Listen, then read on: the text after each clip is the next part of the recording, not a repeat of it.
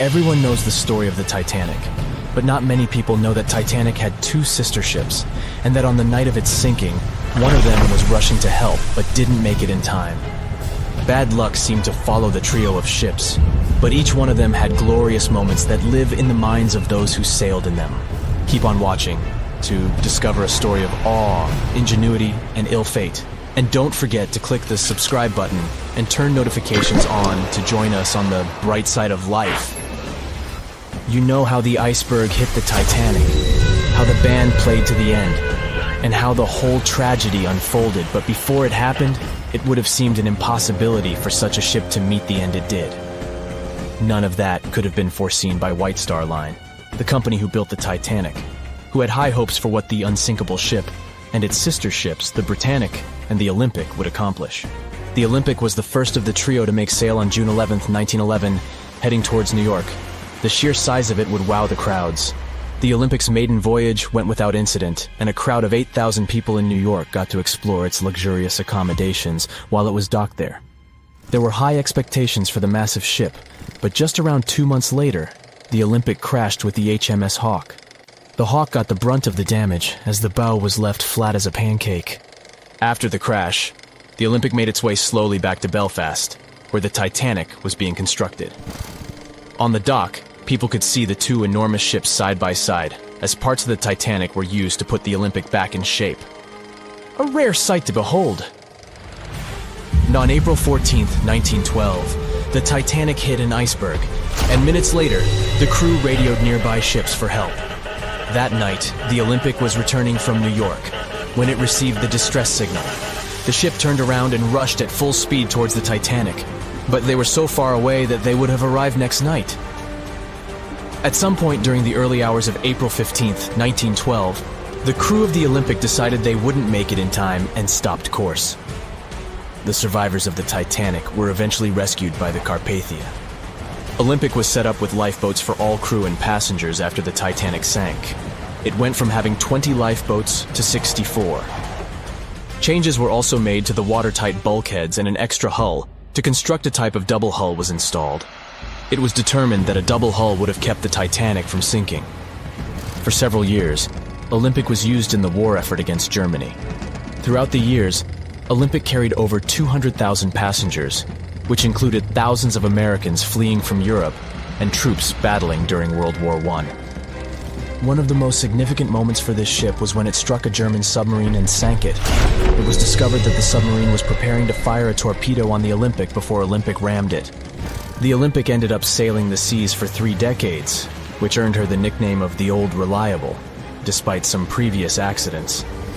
It went on to help the survivors on the HMS Audacious when it was sinking, and do what it couldn't for its sister, Titanic. Eventually, bad luck caught up with the Olympic.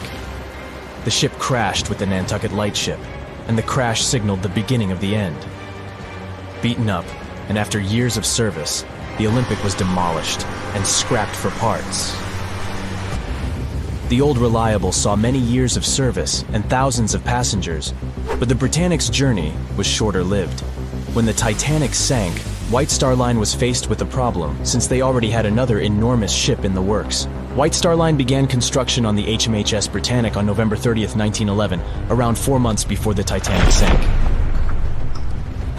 Although the Britannic was the youngest of the trio of ships, having been constructed last, it was also the biggest. They intended to name it Gigantic, but after the Titanic's disaster, they changed the name to Britannic, since they considered it to be a lucky name. With the Titanic sinking, the White Star Line underwent rigorous investigation, and many changes were made to the Britannic's design.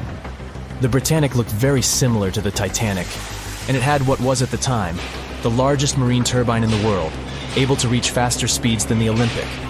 With Titanic's fate fresh in their minds, everything possible was done to ensure the safety of this newer ship. The Britannic was eventually launched on February 26, 1914, almost 2 years after Titanic met its end. After the Titanic's disaster, the White Star Line wanted the Britannic to redeem their name. The Britannic was on its way to becoming a successful ship. It transported passengers for over a year and a half when the British government requisitioned it and turned it into a hospital ship during the beginning of World War I. The ship became an even more impressive sight to look at. It was painted all white, with enormous red crosses on its side to indicate it was a hospital ship. One of the ship's surgeons, Dr. J.T.H. Beaumont, thought of it as the most wonderful hospital ship that ever sailed the seas. It could treat as many as 3,309 patients at once. This is how the Britannic became His Majesty's hospital ship, or HMHS Britannic. Though the sight of this magnificent ship must have put a smile on a wounded soldier's face or two, the Britannic didn't operate for long.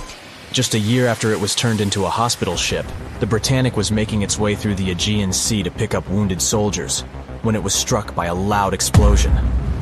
The passengers didn't know what had happened, but headed to the deck to disembark. It is unclear what hit the Britannic, but the general consensus is that it was struck by a mine left by a German U-boat, though some still believe a torpedo hit it. The captain tried to move the ship to a beach close by, but the ship was sinking fast. In the desperation, against the captain's orders, several crew members launched lifeboats and disembarked. But since the ship was moving and the propellers working, the lifeboats were sucked and destroyed by the propellers. Though so much effort had gone in to ensure the Britannic was safer than the Titanic, whatever explosion occurred left the Britannic in the same dire condition as the Titanic in just 10 minutes. In a cruel twist of fate, it also sank in the ocean.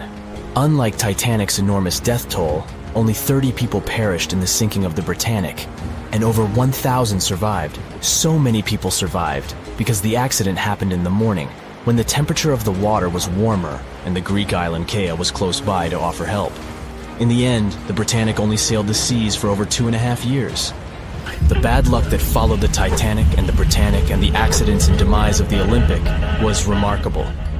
But what was most impressive is that there was a woman who sailed on all 3 ships and survived. Violet Jessup was a crew member and nurse aboard the ships. She was there when the Olympic collided with the HMS Hawk in 1911 and disembarked safely. 2 years later, she escaped the sinking of the Titanic in lifeboat number 16, and she showed some women it was safe to board the lifeboats. You'd imagine that would be enough to keep her from ever getting on a boat again, but not for her.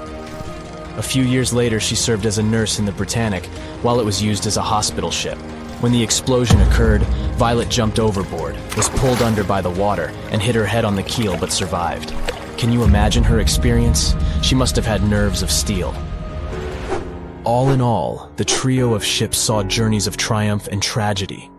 Ill fate might have followed them, but all the survivors were left with incredible stories to tell. So tell us, Brightsiders, would you have liked to have seen any of these ships in real life?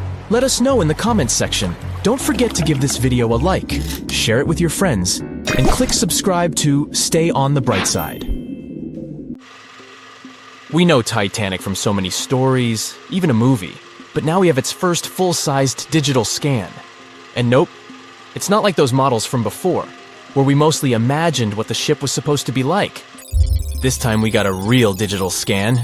A team of experts really mapped the deep sea floor around the Titanic together with the ship itself. We basically got a 3D view of the entire wreck, which is like going deep down beneath the ocean's surface and seeing Titanic as if all the water has been drained away. So, the story of the wreck started in 1985, 73 years after the Titanic went down. The explorer named Robert Ballard stumbled upon it somewhere between 2 submarines that also went down in that area.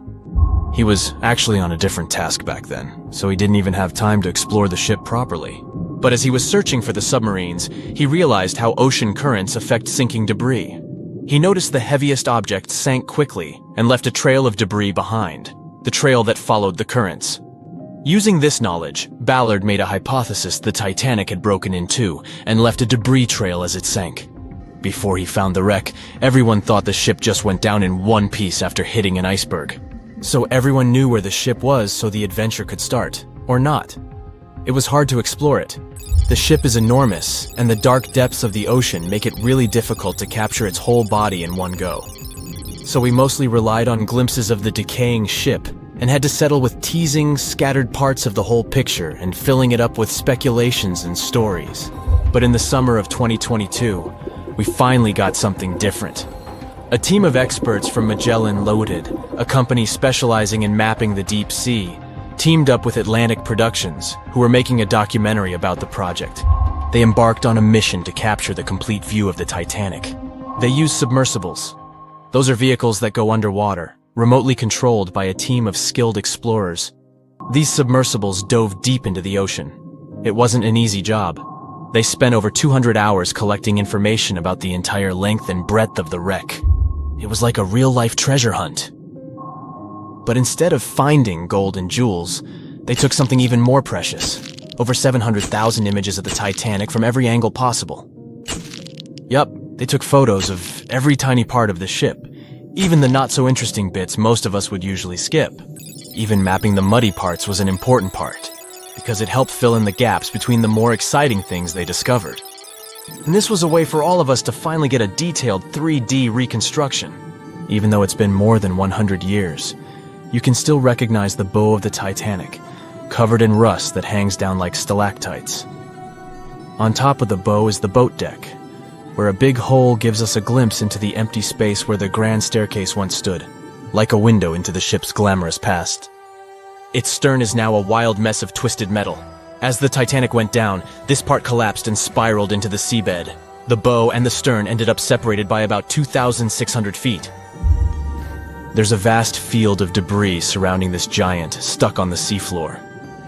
This debris is like a scattered treasure trove, full of intricate metalwork from the ship, statues, and even unopened champagne bottles. There are also personal belongings that went down together with the ship, like dozens of shoes resting across the seafloor. It was a tough task to do, go down and take all those pictures.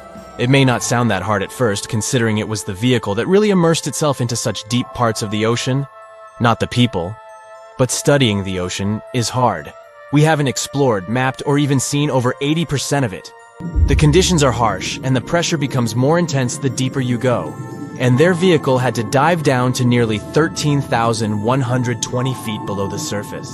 That's like 12 Eiffel Towers stacked on top of each other. Plus, you have strong currents in that area, so it was probably like trying to navigate through a watery maze. And submersibles weren't supposed to touch anything. Even the slightest wrong step can damage the wreck that was already so fragile. It seems like the Titanic is frozen in time, so it will always be there waiting for us. But in reality, it's slowly disappearing.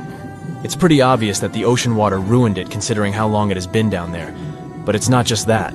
The wreck itself has become a home for a specific type of Bacteria Halomonas titanicae that even got named after the famous ship. These bacteria have a special ability. They can survive inside rusty formations known as rusticles. They kind of look like icicles, those spikes of ice that form when water falls from something and freezes. These bacteria have a taste for iron, which is abundant in the ship's hull. For them, it's like a real buffet down there.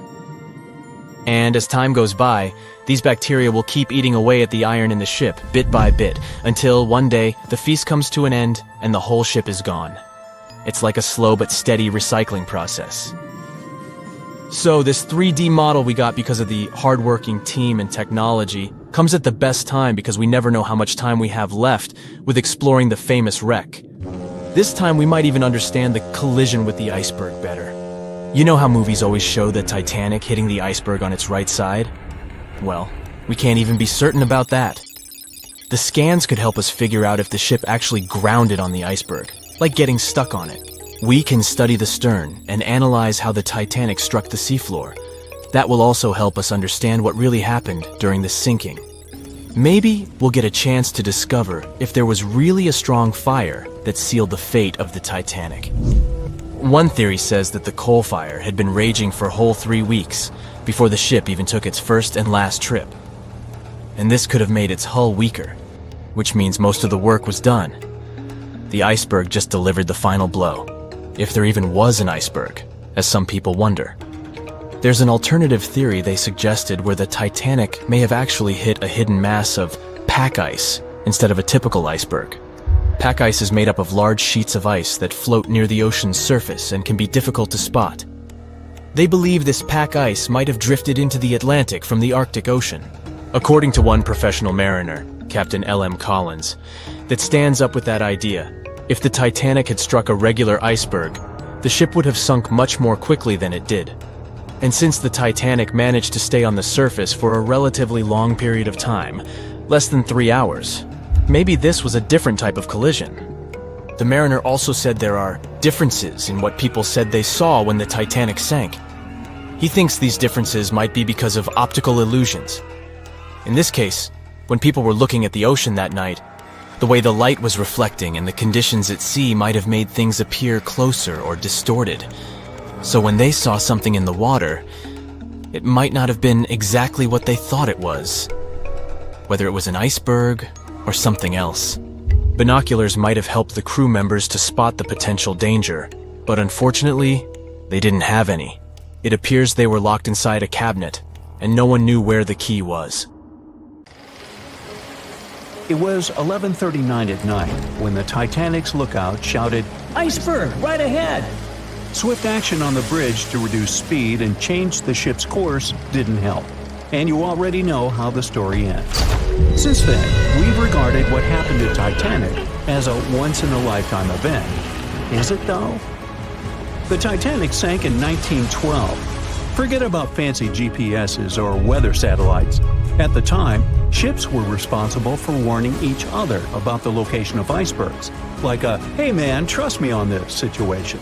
Then the Titanic disaster happened. To call it a disaster is an understatement, so specialists felt the need to form an organization to avoid this kind of accident happening again. That's why, a year later, they created the International Ice Patrol, or IIP for short. Up to this day, this group has been responsible for giving ships advanced warnings about ice threats. IIP improved their methods over the years, from ship reports and aircraft patrols to satellite images. Recently, they've also been using oceanographic buoys, floating devices providing real-time information about ocean conditions up to 164 feet below the surface to predict the potential drift of icebergs. Luckily, IIP is doing an excellent job in reducing ship iceberg collisions. But don't get too comfortable, because even the most advanced detection equipment can't entirely avoid an unfortunate situation. Between 1980 and 2005, there were 57 incidents involving vessels and icebergs. And the chilling truth is that today's ships are more likely to run into an iceberg than the Titanic was. Studies have shown that 1,038 icebergs crossed the area where the Titanic sank back in 1912. You might think that's a lot, but scientists say it's not really a big deal. I mean, yeah, it's on the higher side, but there have been 14 years with even more iceberg activity since then. Nowadays, the number of icebergs is going up due to the accelerated melting of Greenland's glaciers. And since more ships are heading into polar waters, the chances of ships bumping into icebergs are higher. But the real danger for captains is invisible enemies, called growlers and bergy bits. Growlers are these small icebergs that can be the size of a regular door. And bergy bits are also considered small, measuring around the size of a school bus. These icebergs might seem harmless, but they're actually tricky since they can be completely invisible to radars or satellites. Let's see what happens when a modern cruise ship as big as the Titanic hits one of these small icebergs. Meet the Norwegian Sun, a luxurious cruise ship like Titanic, as it has the capacity to accommodate 2,400 passengers and more than 900 crew members. On July 2022, this cruise ship was on its way to Hubbard Glacier in Alaska when it found itself in the middle of a dense fog. Suddenly, passengers felt an impact and were terrified as the ship experienced a severe jolt. The fog immediately cleared and they realized what had happened. The Norwegian Sun had collided with an iceberg of the growler type. But the outcome was entirely different from Titanic. Thankfully, there were no injuries, and both the passengers and staff reached the Alaskan docks safely. Expert divers checked the condition of the boat, and they discovered that the ship had suffered some damage after the collision, so the rest of the trip was canceled. Now don't stress about packing for your next trip across the Atlantic, because accidents like the one with the Norwegian Sun are really rare. I mean, it's common for ships to encounter ice, but what's unusual is for it to be a problem. Most modern cruise ships wouldn't get physically damaged by an iceberg, and there's a reason for that. You see, the steel used in the Titanic also played a significant role in the disaster. The unsinkable ship, after all, was not so impact-resistant. Back then, the Titanic's hull was constructed using around 2,000 steel plates, which are believed to have been produced in an open hearth furnace. As a result, the steel contained a high concentration of phosphorus, oxygen, and sulfur. High levels of these elements make steel brittle at low temperatures, causing it to fail upon impact.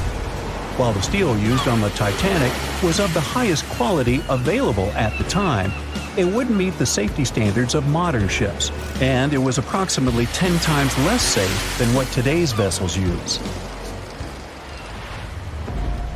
But the most significant difference between the design of the Titanic and a modern ship lies in how the hull is put together. You see, the Titanic was built using over 3 million rivets for its hull and upper deck structure. So, when it struck the iceberg, the rivets started a chain reaction, causing the entire section of the hull to collapse simultaneously, causing an uncontrollable flood of water. In contrast, modern ships use a method called submerged arc welding, which fuses the edges of metal pieces together, creating a strong and continuous bond. This is safer because if any part of the ship gets damaged, the tear doesn't spread, making things worse. The damage remains contained within that section. Okay, so small icebergs are becoming more common, and vessels have been adapted to deal with them. But there's still one more scenario to consider. What if a huge cruise ship hit an iceberg the size of a 5-story building? Imagine we've just created the world's largest cruise ship on the planet. Let's call it the Bright Seaside. Our floating resort is massive, 4 times the size of the Statue of Liberty. It's longer than the Titanic by 318 feet and carries about 3 times more passengers and crew. And just like the Titanic, our fictional ship can cruise at a top speed of around 23 knots. Now, picture this scenario. The Bright Seaside is cruising at full speed in freezing waters. It's the middle of the night, and the captain doesn't realize that all the iceberg detecting equipment on board isn't functioning. It stopped working 3 days ago. It's very foggy out there, and the lookout also fails to spot a 45-foot tall iceberg. If that whole situation played out, and the ship smacked into the iceberg head-on, well, it could potentially lead to a sinking. But you can see how unlikely that is, right? That's why experts are quite confident in saying that ice isn't likely to sink modern cruise ships. It's also worth mentioning that safety measures have improved a lot since Titanic. A modern large vessel can take days to sink, which provides enough time to keep everyone safe. Crews are definitely better prepared to handle evacuation procedures, and passengers should also go through safety training before cruising. I know, it is annoying to do that when all you want to do is drink a lemonade or some other beverage by the pool. But, all these safety tips are what saved the MS Explorer from becoming a modern Titanic. You see, back in 2007, all 154 people on board this Antarctic cruise ship managed to get into lifeboats after the ship hit an iceberg. Now, imagine their panic as they waited for help for 4 hours. The crew did an excellent job in keeping everybody safe, no doubt. But a report that came out 2 years later said that the MS Explorer accident had happened because of the inexperience of the captain, who had pushed the ship too fast into a wall of ice in the freezing waters of Antarctica. That means that no matter how much tech a ship's got or how fancy its materials are, if you've got a careless captain and a crew that doesn't know how to handle an iceberg hit, yep, a disaster similar to Titanic could happen again.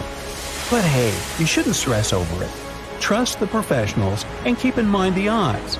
In the last 30 years, the MS Explorer was the only cruise ship that sank thanks to an iceberg, and everyone survived.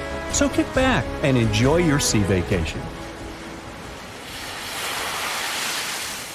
In the Titanic movie, you won't see any fumes above the 4th funnel of the legendary ocean liner, and it's not a mistake. Back in 1911, the year before the Dream ship's departure, large ships would mostly sail with 4 chimneys. They needed those to draw heat and fumes from their massive boilers. The Titanic was a real engineering gem that only needed 3 chimneys to function. So the fourth was added for balance and more impressive looks. The White Star Line thought the public would have been disappointed to see only 3 pipes on the greatest ship of all time. The Titanic sister ships, the Olympic and the Britannic, also had 1 fake funnel each for the same reason. The dummy chimney wasn't completely useless and served for ventilation. It took out the fumes from the machine spaces in the lower decks and from one of the first-class general rooms. 1 big ventilation funnel, instead of several small ones, helped to declutter the upper decks and left more open space for passengers to enjoy their strolls.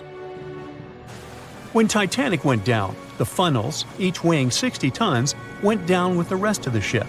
They were made extra tall to make sure the passengers weren't covered in the suit being ejected.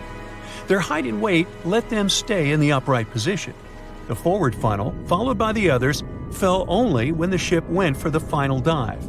Those chimneys were much lighter than the bow, so they spread among other debris. The light material they were made of flattened once it hit the bottom, and the iron-eating bacteria living deep down took care of it later. The bow of Titanic remained intact when it hit the seabed, but the stern was completely mangled. When the famous ocean liner hit that iceberg, things got really messy. It took the future movie star a whole 2 hours and 40 minutes to submerge completely. The collision let water flood 6 out of 16 watertight compartments. As the water gushed into the starboard side, the ship started to tilt down in the front and a bit to the right. By midnight, the damaged compartments were spilling water into others, and it was chaos because these compartments were only watertight horizontally. Soon enough, water started flooding through the anchor chain holes, and by 2 a.m., the bow was sinking, and the stern's propellers were lifted out of the water. The ship kept flooding until the moment the bow went underwater, and the stern shot up almost 45 degrees. The weight of those massive propellers stressed the ship's midsection. The steel just couldn't handle it and failed. Survivors described that moment as some loud noise, like breaking china or falling gear. That was the Titanic's upper structure giving in. By 12 past 2 a.m., the bow and stern were only connected by the inner bottom structure. Minutes later, the bow, weighing almost 16,000 tons, broke loose from the stern. The stern rose sharply to an almost vertical position and started sinking slowly. By 2:20, it disappeared underwater.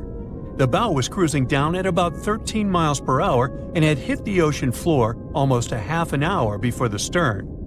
The 2 parts of the Titanic now lie 2,000 feet apart, pointing in different directions.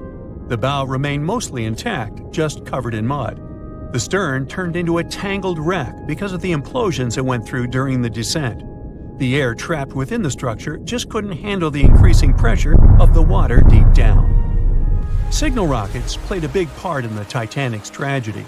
When a ship goes down, you're supposed to shoot up red flares to signal trouble. But someone decided to stock Titanic with white lights instead of the usual red ones. So when the ship smacked into that iceberg, the crew fired off white flares. The SS Californian was passing nearby, and his captain knew the Titanic was in a dangerous iceberg zone. The crew didn't spot the sinking Titanic, but they sure saw those white rockets. The radio between the ships was useless because the Californian's operator switched it off. The captain had a gut feeling something was off, so he flashed a Morse code light signal at Titanic. But he received no reply because the Titanic had already gone underwater. There was another ship, Samson, sailing alongside the Titanic. It had plenty of illegally hunted frozen seal meat from Canadian waters abroad, so it was sailing with lights off to remain unnoticed. When they saw the Titanic's white rockets, they thought it was the Coast Guard and zoomed away. Samson didn't have a radio, so they couldn't find out about the ongoing disaster. The crew got the news about Titanic only when they got to the coast of Iceland the following month. There have been many theories to explain the Titanic tragedy, and one of the recent ones says that there was a fire involved. An Irish journalist went full detective for decades, digging into the mystery, and stumbled upon a game-changer. He came across a photo album that had been hiding from the public for a century after the tragedy. In the pictures, taken at the Harland and Wolff shipyard in Belfast, Northern Ireland, just over a week before the liner sailed, you can clearly see a massive 30-foot black spot on the ship's hull.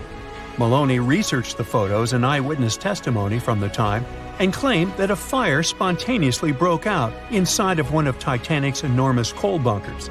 It was raging for a whole 3 weeks and messed with the metal, critically weakening a crucial segment of the ship's hull. Back then, most ships had just one hull, so it was the only skin the Titanic had. That's why the iceberg managed to punch a hole through the ship so easily. If it hadn't been for the fire, the Titanic might have shrugged off that iceberg collision. The company operating the liner knew about the fire, but they decided to conceal that fact. They didn't want any negative stories in the press as they faced some serious competition in transatlantic voyages. The Titanic was sold out, so they stocked up on coal and made it sail. The moon might have also played a role in the sinking. Our satellite heavily affects tides on the Earth. The closer it is to our planet, the stronger the tides are because of the increasing gravity of the moon. Back in 1912, the moon was so close it made several glaciers in Greenland break apart. Massive chunks of ice that broke off from the glaciers started floating south. The supermoon event came just 6 minutes after a spring tide. During new and full moons, the alignment of the moon, the Earth, and the Sun makes their combined gravity reach its peak. And the day before, our planet had come the closest to the Sun that year, which made the gravity even stronger. This mixture of events created perfect conditions for one of the most powerful tides in history. It created the perfect conditions for the icebergs breaking off from Greenland's glaciers to move freely. Opponents of this theory say that the difference in tidal force wasn't actually that big, and it couldn't have been the main cause of the sinking. The iceberg tore down the side of the ship, leaving a huge opening in the hull. It wasn't a continuous rip, and damage was caused in several places. Some experts believe the ship would have survived the iceberg if it had hit head-on. The Titanic had watertight compartments designed to prevent flooding in case of a collision. Only the first 3 or 4 of these compartments would have been flooded. This could have helped save a lot of lives. Supporters of this theory put the blame for the disaster on First Officer William Murdoch. Huge, fast-moving ships don't just turn in a matter of seconds like a speeding car. It takes minutes. When Murdoch realized the collision was inevitable, he tried dodging left to avoid a direct hit. But despite his efforts, the ship still collided with the iceberg. You know the rest.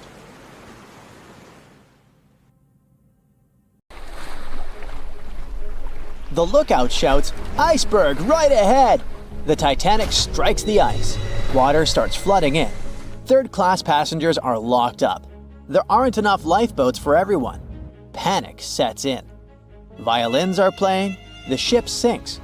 Well, we all know the story of the movie Titanic like the back of our hand by now. But what if I told you that Hollywood lied to us? To tell the real story of what happened that freezing night in 1912, we need to rewind a bit. The lookout shouts, "Iceberg right ahead!" Yep, that part was true. Just before 11:40 at night, Frederick Fleet noticed something darker than the sea directly ahead. As the ship got closer, he realized it was an iceberg. The engines were quickly reversed and the ship turned sharply. Instead of hitting it head-on, Titanic scraped along the side of the berg, sprinkling ice on the forward deck. If you remember, in the movie, Jack and Rose are having a romantic moment when they feel the ship shudder after hitting the iceberg. Everything shakes as if they were in the middle of a light earthquake. Some real-life passengers reported feeling something similar after the impact. But according to Titanic survivor Frank Prentice, it wasn't exactly like that. He said there was no impact as such, and it all felt more like slamming on your car brakes. The ship stopped, and that was that. Some people even slept right through the collision, confirming that there wasn't such an abrupt impact. Mr. Prentice, curious about what had happened, left his cabin and went out to the deck. When he got there, all he could see was a little ice on the surface, not the towering iceberg that Jack and Rose saw. But as we all know by now, the real damage happened below the waterline, where the iceberg had a jagged spur that slashed a 300-foot gash in Titanic's hull. Once the crew realized how severe the damage was, they immediately began sending distress calls to nearby ships, asking for help. At some point in the movie, the radio operator goes to the captain and says there is only one ship nearby, the RMS Carpathia, which later ends up rescuing many passengers. But in real life, there were more ships around. It's believed that the SS Californian was only about 23 miles away. This ship might have actually seen the Titanic sinking, or at the very least, seen its rockets exploding high in the sky. Yet, for reasons we will never fully understand, they didn't try to help. Let's get back to the story. Now, people need to get off the ship. At 12:45, lifeboat number 7 was the first to be lowered. Just like in the movie, women and children were told to go first. But in reality, some women were hesitant and even refused to get into the lifeboats. Mr. Prentice said this happened mainly for 2 reasons. First, these lifeboats were high and passengers were terrified of the 70-foot drop from the deck to the ocean below. And second, most women didn't believe the Titanic would actually sink. It was called unsinkable after all. So the idea of getting into a lifeboat seemed pointless at the time. This mindset probably explains why Eloise Smith, a first-class passenger, recalled that there was no panic or chaos at first. Other survivors backed this up, saying that no women or kids were crying.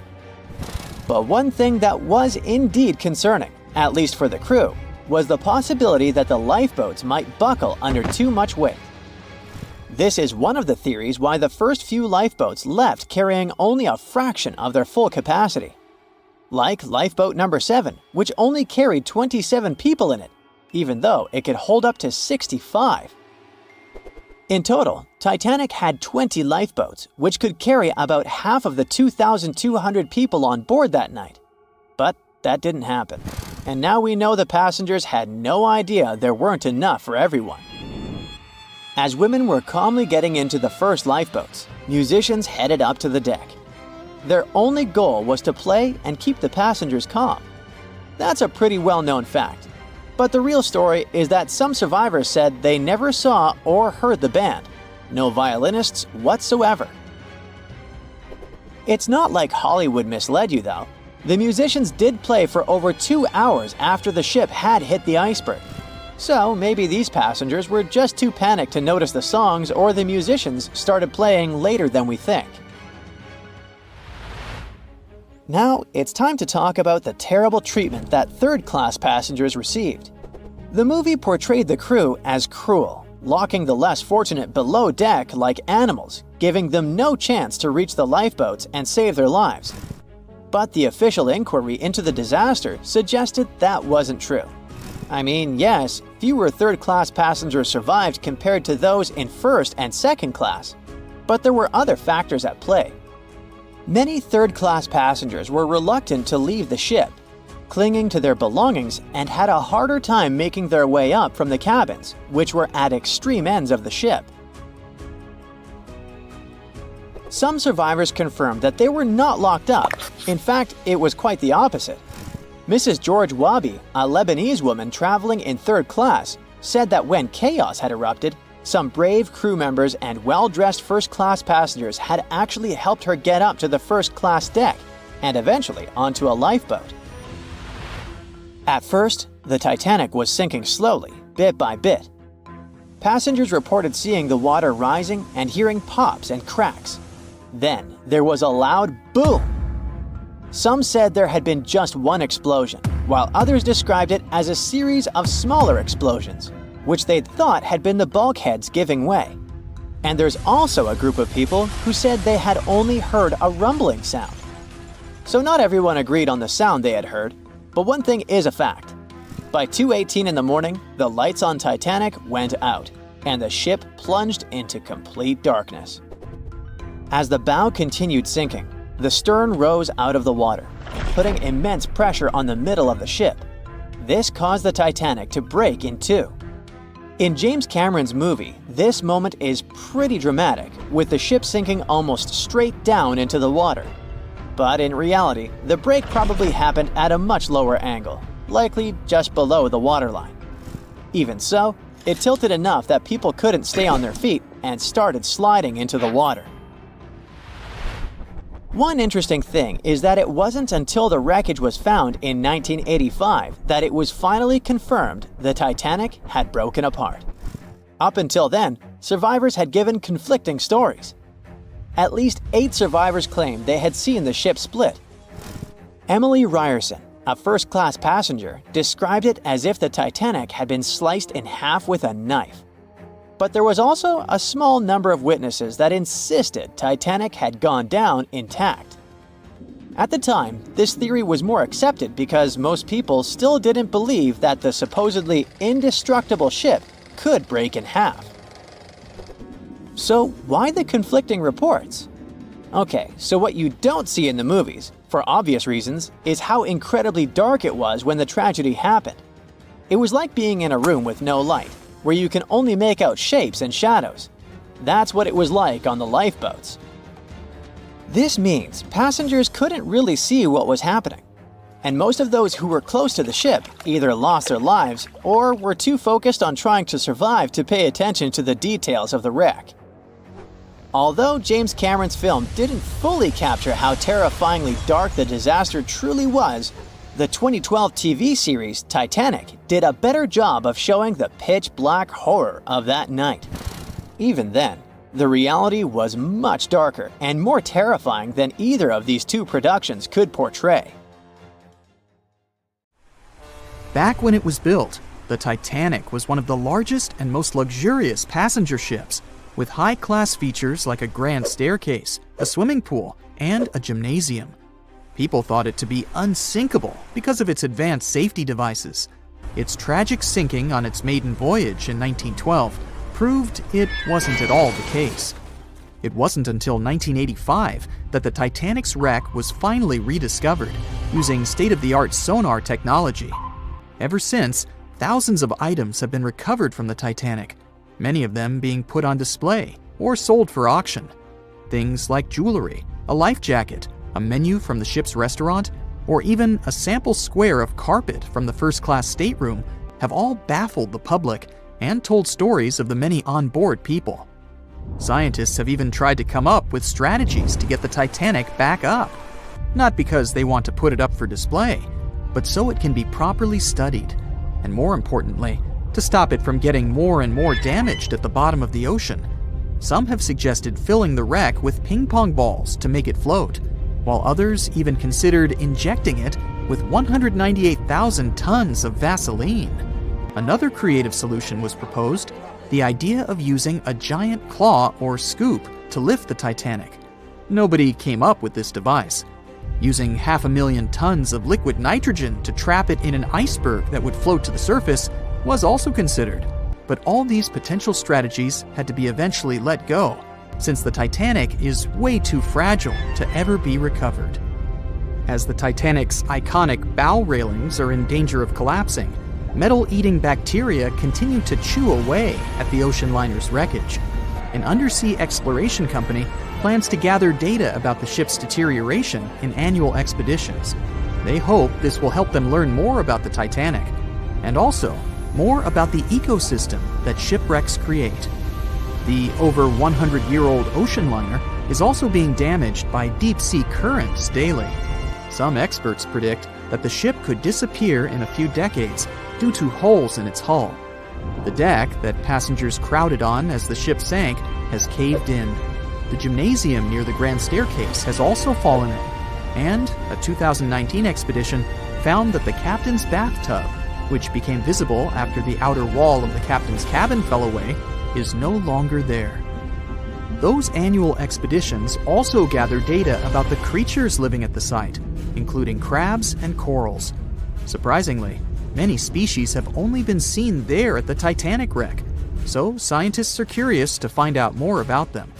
The most famous out of all these creatures is the Halomonas titanicae. It's a bacteria, and it was discovered on the wreckage of the Titanic.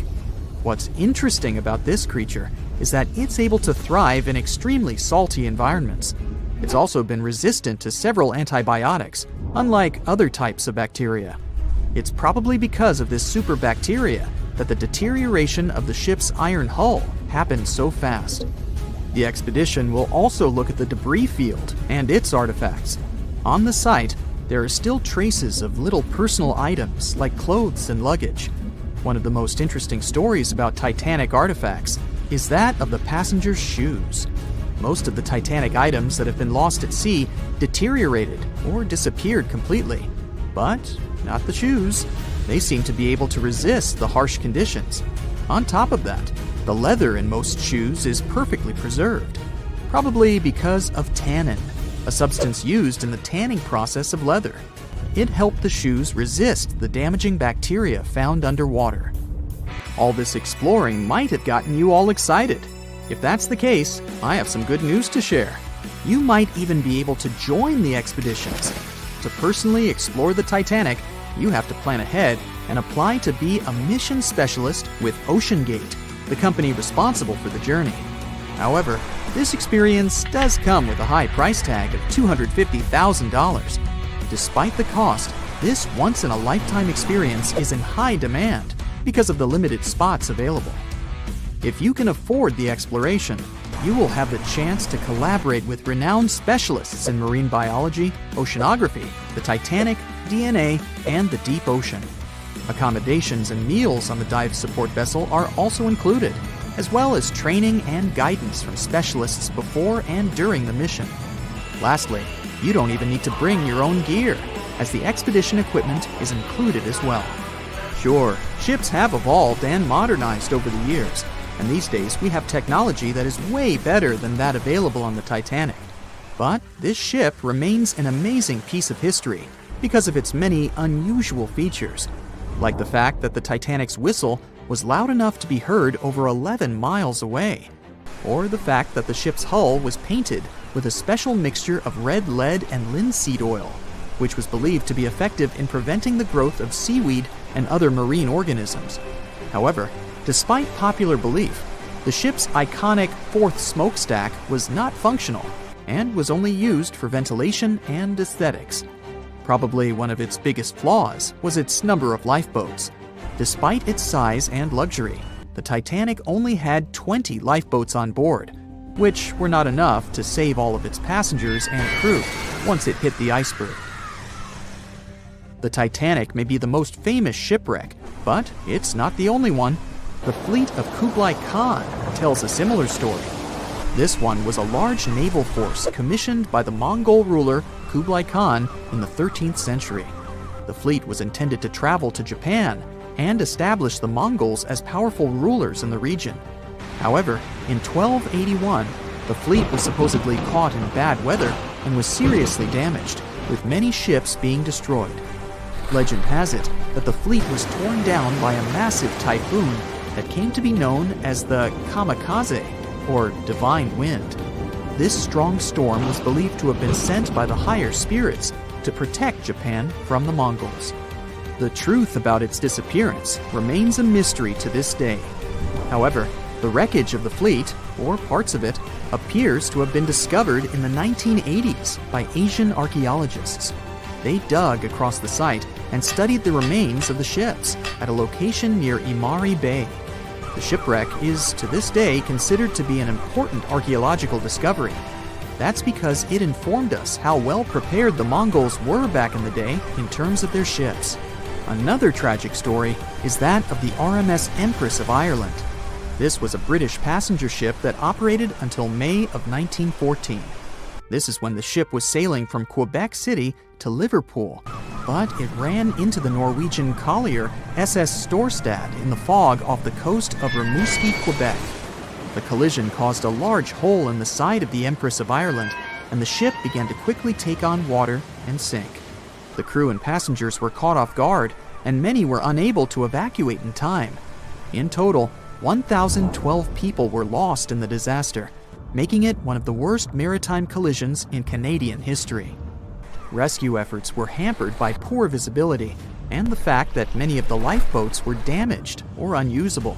Only 465 people survived the sinking, and many of them were rescued by the Storstad, which had remained in the area despite its damage.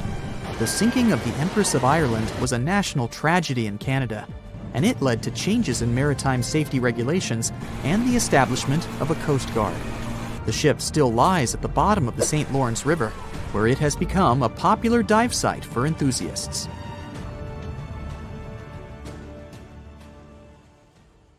"I'll never let go, Jack. I'll never let go," said Rose. Then she did let go, and the whole movie theater burst into tears. It happened when Titanic came out in 1997. Alright, who am I kidding? It's really hard not to cry when you watch this scene for the 10th, 20th, and 50th time almost 30 years later. But did this great love story happen in real life? Or did James Cameron just invent it for some good drama? As much as I don't want to disappoint you, Jack and Rose never fell in love on board the real Titanic. There was a real Jay Dawson on the luxurious ocean liner, but he was a crew member, and his full name was Joseph. The real-life inspiration for Rose was the American artist Beatrice Wood. James Cameron came across her biography while he was working on the first draft of the script and decided to bring her love for art and family background into the story. It doesn't mean that the movie is completely off when it comes to historical accuracy, though. The unsinkable ship that sank departed from Southampton, England to New York and was 400 miles south of Newfoundland on April 14th when crew members noticed the iceberg. The contact with it lasted 37 seconds, precisely as long as the corresponding scene in the movie.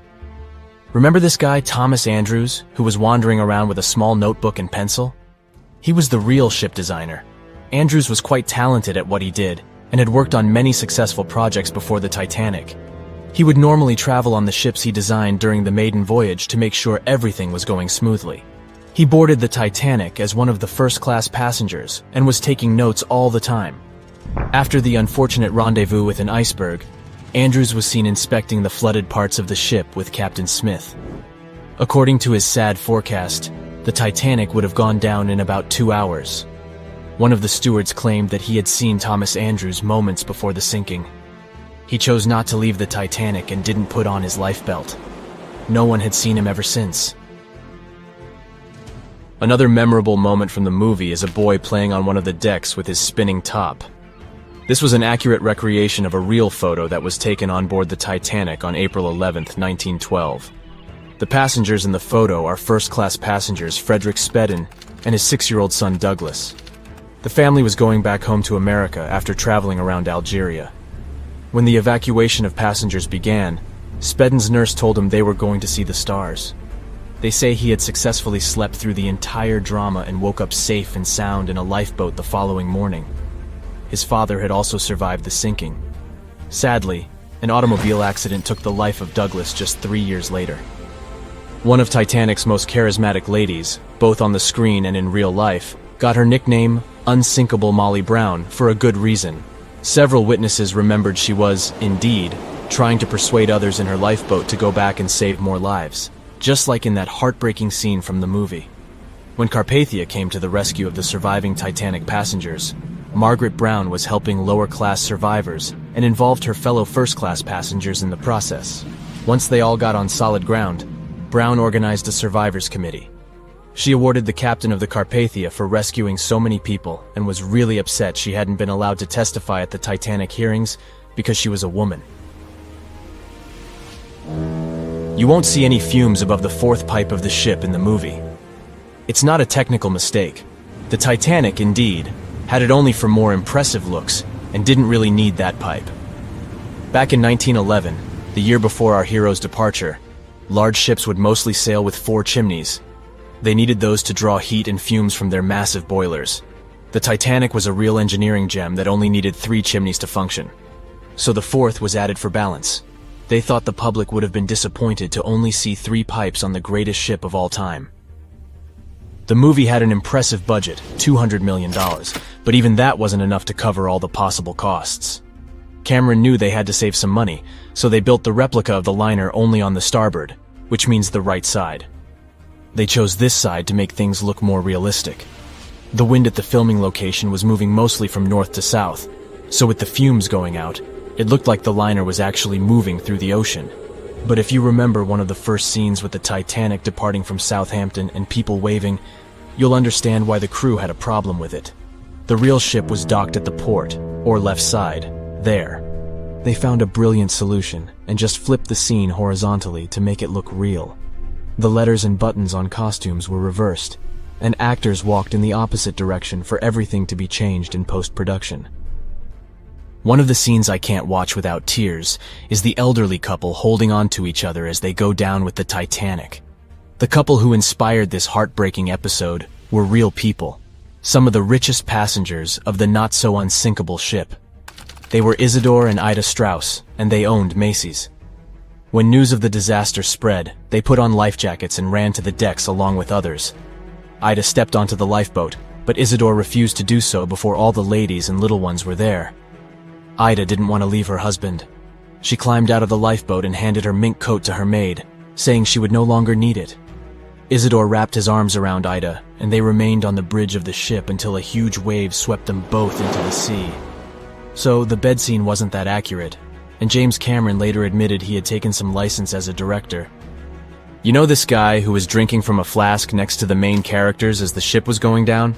His name was Charles Jugan from England, and he was in charge of 10 bakers, 2 confectioners, and a Vienna baker aboard. He was expecting to earn a real lump sum, and would have been one of the best-paid crew members if everything had gone well. The night the iceberg hit, Joe Hin was off duty, taking a rest in his bunk. He immediately woke up and sent his bakers to deliver bread to lifeboats. He then returned to his room for a drink. Once he came back on the deck, he helped others get in his assigned lifeboat. There was no more room for Charles inside, so he ended up on the outside of the rails of the ship. Finally, when the Titanic submerged, he just swam away, and as the sun rose again, he found one of the lifeboats and was rescued by Carpathia. The contents of the flask must have helped him survive. The well-dressed man who decided to stay on the Titanic forever was American businessman Benjamin Guggenheim.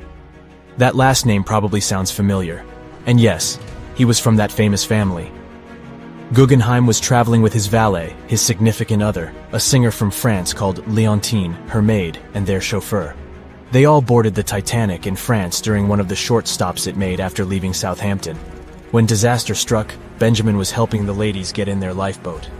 He reportedly said they were only saying goodbye till the next day. He was sure the ship would be quickly repaired.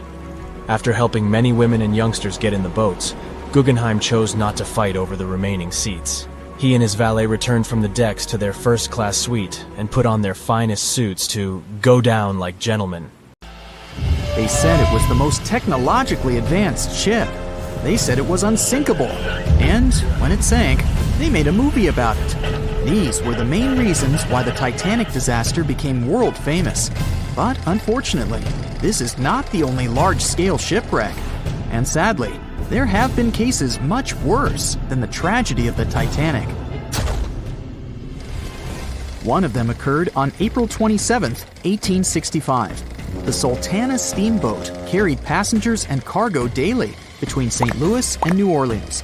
It was a pretty large wooden boat with 3 decks and was 260 feet long and 70 feet wide, almost twice the size of a basketball court. The ship could carry about 350 passengers, but on that unfortunate day, more than 2,000 people were on it. On April 23rd, she was making a routine voyage from New Orleans when it broke down. Something was wrong with the boiler, so the vessel docked in Vicksburg for repairs. At the port, the ship's captain, James Cass Mason, found out about an excellent opportunity to earn a lot of money. All he needed to do was to transfer a large group of former prisoners to the north. The captain agreed to do it, but the problem was that the boiler required a lot of time to repair. Mason was afraid that his competitors would take the job, so he decided to sail despite the malfunction the ship had. He patched up the holes in the boiler instead of a big repair and invited all the ex-prisoners on board. So, there was a broken boiler, an excess number of passengers, a lack of lifeboats, and not the best river conditions. Also, the captain refused to send the ex-prisoners to the hold, so they were all with ordinary passengers. There were strong chances for a shipwreck, but the greedy desire to earn more money was stronger. The Sultana went on a voyage and sailed up the river for 2 days. At this time, one of the biggest Mississippi floods in history began. The river overflowed its shores because of the flood, with the water level rising several feet. All the trees on the shore disappeared, and only the tops were sticking out of the water. The ship sailed opposite this powerful current, making the boiler work too hard. On the evening of April 26th, the Sultana arrived in Memphis, Tennessee, and they loaded even more, 120 tons of sugar and 200 passengers. She got incredibly heavy. Around midnight, the ship continued its dangerous journey. The captain sailed to barges to load a shipment of coal. At 1 a.m., the vessel left the barge. At 2 a.m., the broken boiler, unable to withstand the load, suddenly exploded. The Sultana was just 7 miles north of Memphis. Few people survived that day. The problem was that passengers trying to escape from the fire jumped into a cold river with a strong current. The Sultana disaster is considered the most tragic shipwreck in the history of the United States. The exact number of those who didn't survive is still unknown.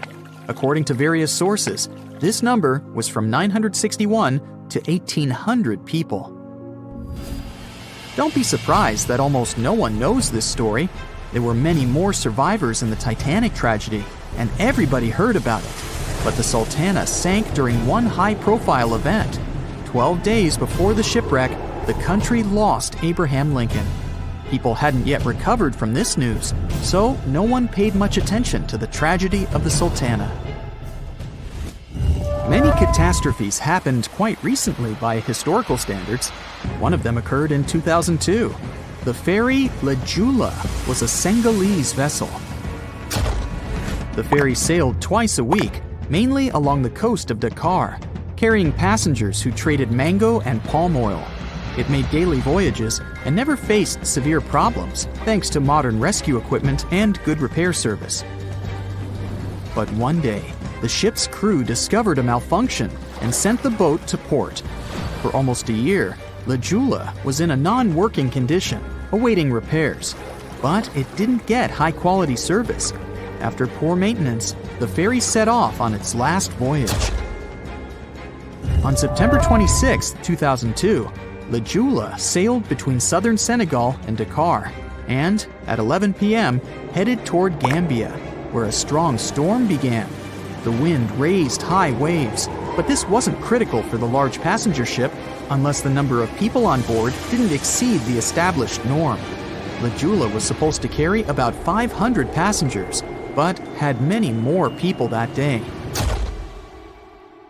Too many passengers, poor repairs, and a strong storm caused severe problems for the ship. But the main factor in the shipwreck was that La Jula was only built for sailing in coastal waters, but that day, it sailed far from the shore. Big waves started rocking the boat, and at some point, it just turned upside down. The ship's deck went underwater, and its lower part stuck above the surface like an iceberg.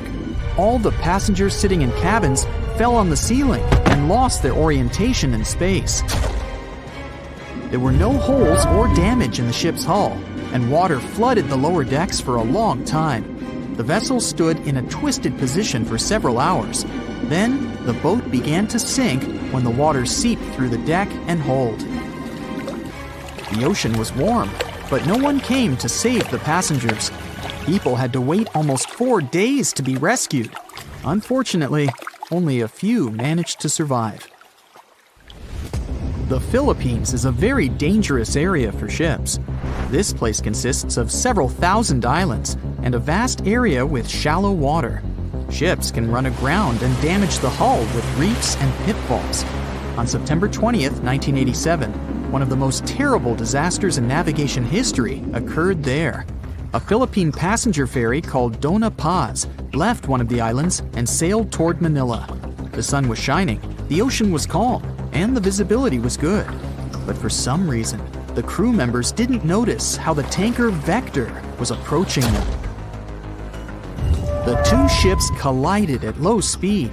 The collision wasn't strong, but the problem was that the Vector had tons of oil on board, and the Dona Paz crashed into the cargo hold where that oil was stored. So it spilled all over the ocean, and then a spark slipped through. Not only did the two ships catch fire, but also filled with water. Both ships sank in a matter of seconds. Only a few dozen people survived that disaster. On September 27, 1854, The passenger ship Arctic sailed from Liverpool to New York. The fog came rolling down, and visibility got really bad. Another boat appeared out of the thick white haze, the French steamer Vesta. The ships were close enough to each other that a collision was inevitable. The French vessel was smaller, so it seemed to the Arctic's captain that Vesta had received a lot of damage. And while he was staring at the other ship, his boat got quickly filled with water. The captain gave the order to sail to the shore as fast as possible, but the ship's engines stopped working because of the flood. Then the ship's crew started to lower lifeboats with women and kids. Still, when rescuers found lifeboats with people, it turned out that only 87 out of 400 people survived, 65 crew members and 22 passengers. Surprisingly, there were only grown men among them. The ship's captain survived by clinging to the wreckage.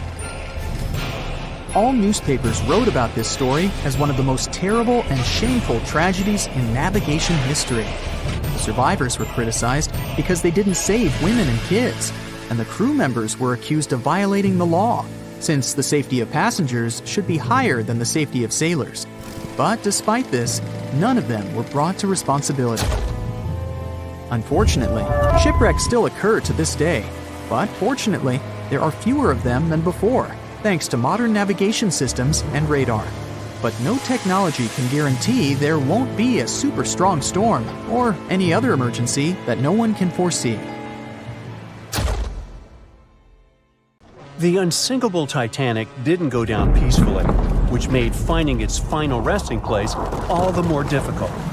The world-famous RMS Titanic sank in 1912, but was only discovered in 1985 on a secret mission. Although people back in the early 1900s had the approximate location of where the Titanic was, they didn't have the right technology to find it. As it went under, the ship sent several CQD signals, standing for Come Quickly, Distress, to a nearby ship named Carpathia. Come at once, we have struck a berg. It's a CQD, old man, were some of the final words transmitted from the Marconi wireless on the ship. These Morse code messages were also what made the first research missions to the wreck possible. RMS Carpathia found the lifeboats filled with Titanic survivors, but the world also desperately wanted to see what became of the famous liner. Fast forward to 1953. That's when the first serious attempt to find the Titanic wreck happened. A man named Risdon Beasley tried using a loud eruptive device to locate the ship. It sounds weird, but there's science to back it up. When dynamite goes off, the waves from the detonation hit the bottom of the ocean floor. With the help of sonars, scientists would be able to locate if there was anything solid at the bottom of the ocean. But Beasley had no luck. Another 20 years would pass before oceanographer Robert Ballard would make his attempt to locate the Titanic. Ballard had a bit more luck than Beasley. Over the previous years, underwater technology had gotten more funding and so worked much better. He tried it the first time in 1977. Ballard partnered with the Woods Hole Oceanographic Institution on a mission to map the ocean floor. While the institute hired him to test out their new mapping technology, Ballard's intention was to go a little further and find the Titanic wreck. In the middle of this new technological ship, there was a hole that allowed for a long pipe to be extended into the water just above the ocean floor. Attached to the end of this pipe, Ballard installed a pod with sonars and cameras. They thought they were in for something big, and so they took the ship to sea to run some tests. That's when, on a trial run, adversity struck. The drill pipe broke, sending all of their expensive material to the bottom of the ocean floor, just like the Titanic. When Ballard failed, another important character came into this story, a man named Jack Grimm, an eccentric oil tycoon. Grimm had become famous for trying to find things such as Noah's Ark, the Loch Ness Monster, and Bigfoot. He also tried to prove the hollow Earth theory, that says that the interior of Earth is entirely hollow and hosts underground cities and nations. His search consisted of trying to find a large hole on the North Pole, and thus venturing inside the hollow Earth. After his attempts failed, he set his eyes on the jewel liner that had sunk, the RMS Titanic. Grimm had the money, but he didn't have the know-how. So, as a billionaire, he made a big donation to Columbia University and asked in return to use some of their equipment. He hired a team of highly qualified scientists to help operate the machinery. Here's where it gets a little strange. Jack Grimm was a believer in folklore and non-conventional ways of doing things. So he brought a monkey on board and surprised the research team. This monkey, called Titan, was believed to point to a map and locate lost things. In this case, the Titanic. The scientists went crazy when the monkey appeared and told Grimm it was either them or the monkey. This expedition left Florida without Titan. Yes, there would be no monkey business. They set the course to the exact location of Titanic's last distress signal. They arrived, examined every inch of the ocean floor, but still found nothing. Grimm's first expedition lasted 3 weeks, but unfortunately, they found absolutely nothing. They tried a particularly good search method known as mowing the lawn, where they mimic such movements to map every inch of a larger area around Titanic's distress coordinates. The reasons for failure were important defects in the equipment and terrible weather. That's when that prior searcher of the lost Titanic came back into the picture, Robert Ballard. He didn't have the millions Jack Grimm had, but he had one thing going for him. The marine geologist was working closely with the U.S. Navy to locate 2 nuclear submarines which had sunk in the 1960s. Ballard himself says he was living 2 lives, one as a researcher and the other as a Navy intelligence officer. The deal was simple. He'd have a green light to search for the Titanic after he found the 2 missing submarines. To find Thresher and Scorpion, he used an unmanned submarine vehicle called Argo. Argo was like a little snow sled. It was attached to a bigger ship that sailed above the water. Argo was connected to the ship by a long cable, and it was piloted by a team on board. The sled had sonars and cameras that provided real-time imaging of the ocean floor, so it was a real advancement on other attempts. After much thinking, he had a eureka moment. He supposed the force of the wreck should have left a comet trail that led back to the ship. While searching for the Titanic, most people had tried to find the ship itself. But until then, it had been trying to find a needle in a haystack. That's why Ballard's logic was so brilliant. He needed to invert the order. He had another obstacle on his hands: time. He could only look for the ship after finding the lost subs. And by the time that happened, he had 12 days left. He teamed up with another scientist, and they applied the mowing the lawn method to map the ocean bed. Another important piece of information that most researchers left out was that there was a sea current moving south on the day of the disaster. This meant that the debris field should be south of the distress signal coordinates. To save time and resources, he would do a quick reconnaissance of the ocean floor, spacing lines more than 3 miles apart to look for debris fields. He also relied more on the camera visuals than on the sonar signals. His team took turns piloting Argo and watching the video. Days rolled by, with nothing but the empty ocean floor showing up, until the rocks they were used to seeing started to look like man-made debris. Suddenly, there it was, the Titanic's boiler. Ballard was right. The debris field would take them back to the ship. After 73 years of searching, they had finally found the Titanic wreck.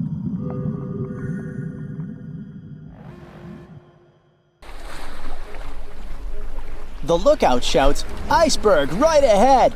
The Titanic strikes the ice. Water starts flooding in. Third-class passengers are locked up. There aren't enough lifeboats for everyone. Panic sets in. Violins are playing. The ship sinks. Well, we all know the story of the movie Titanic like the back of our hand by now. But what if I told you that Hollywood lied to us? To tell the real story of what happened that freezing night in 1912, we need to rewind a bit. The lookout shouts, "Iceberg right ahead!" Yep, that part was true. Just before 11:40 at night, Frederick Fleet noticed something darker than the sea directly ahead. As the ship got closer, he realized it was an iceberg. The engines were quickly reversed and the ship turned sharply. Instead of hitting it head-on, Titanic scraped along the side of the berg, sprinkling ice on the forward deck. If you remember, in the movie, Jack and Rose are having a romantic moment when they feel the ship shudder after hitting the iceberg. Everything shakes as if they were in the middle of a light earthquake. Some real-life passengers reported feeling something similar after the impact, but according to Titanic survivor Frank Prentice, it wasn't exactly like that. He said there was no impact as such, and it all felt more like slamming on your car brakes. The ship stopped, and that was that. Some people even slept right through the collision, confirming that there wasn't such an abrupt impact. Mr. Prentice, curious about what had happened, left his cabin and went out to the deck. When he got there, all he could see was a little ice on the surface, not the towering iceberg that Jack and Rose saw. But as we all know by now, the real damage happened below the waterline, where the iceberg had a jagged spur that slashed a 300-foot gash in Titanic's hull. Once the crew realized how severe the damage was, they immediately began sending distress calls to nearby ships, asking for help. At some point in the movie, the radio operator goes to the captain and says there is only one ship nearby, the RMS Carpathia, which later ends up rescuing many passengers. But in real life, there were more ships around. It's believed that the SS Californian was only about 23 miles away. This ship might have actually seen the Titanic sinking, or at the very least, seen its rockets exploding high in the sky. Yet, for reasons we will never fully understand, they didn't try to help. Let's get back to the story. Now, people need to get off the ship. At 12:45, lifeboat number 7 was the first to be lowered. Just like in the movie, women and children were told to go first. But in reality, some women were hesitant and even refused to get into the lifeboats. Mr. Prentice said this happened mainly for two reasons. First, these lifeboats were high and passengers were terrified of the 70-foot drop from the deck to the ocean below. And second, most women didn't believe the Titanic would actually sink.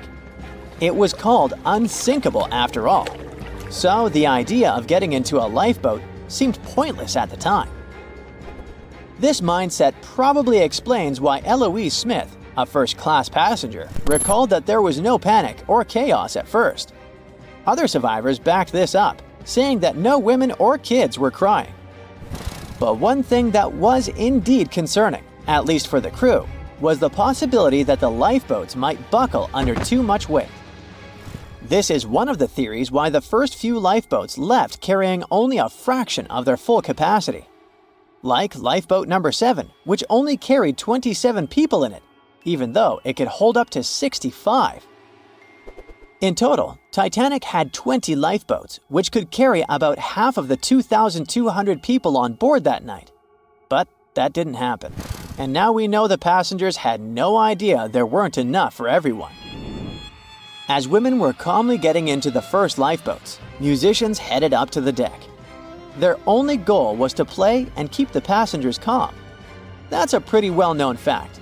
But the real story is that some survivors said they never saw or heard the band. No violinists whatsoever. It's not like Hollywood misled you though. The musicians did play for over 2 hours after the ship had hit the iceberg. So maybe these passengers were just too panicked to notice the songs, or the musicians started playing later than we think. Now, it's time to talk about the terrible treatment that third-class passengers received.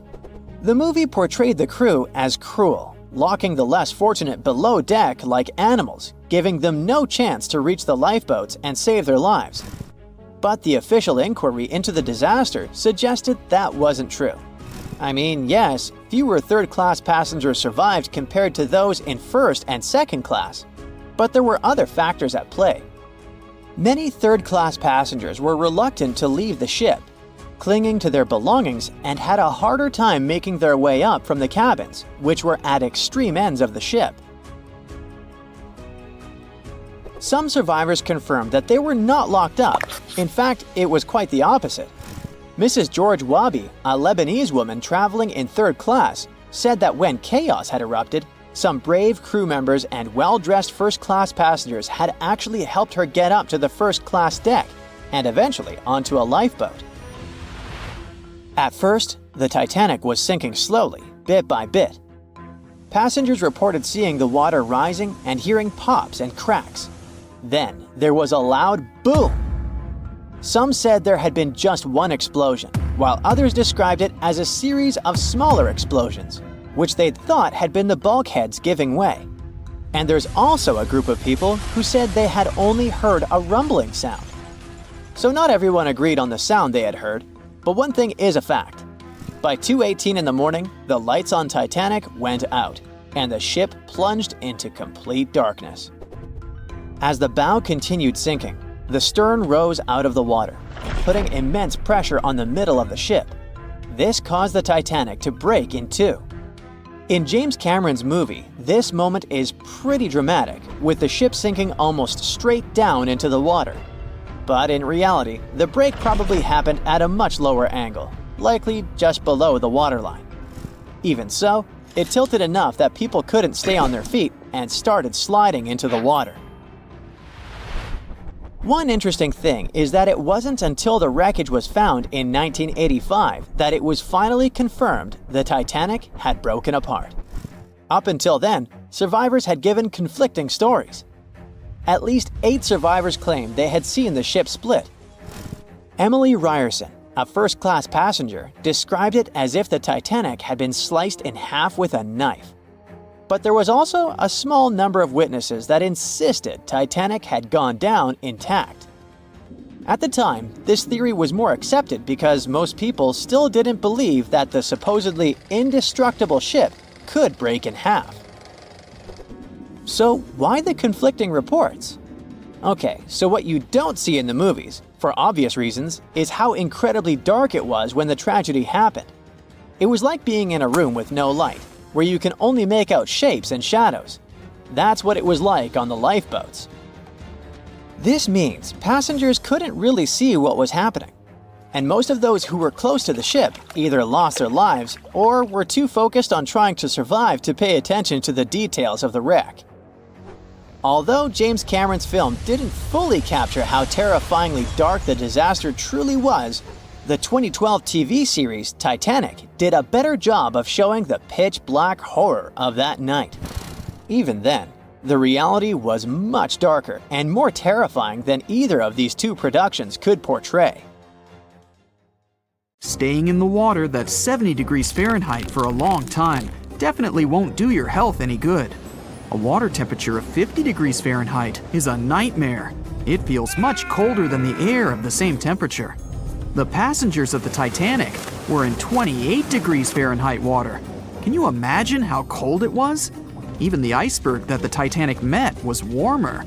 The water didn't freeze because of the high salt content. But what if the temperature had been higher? What if the Titanic had sunk in warm water, say 120 degrees Fahrenheit? Theoretically, this could have happened had the waters of the North Atlantic met a warm undercurrent from the southern part of the ocean on disaster day.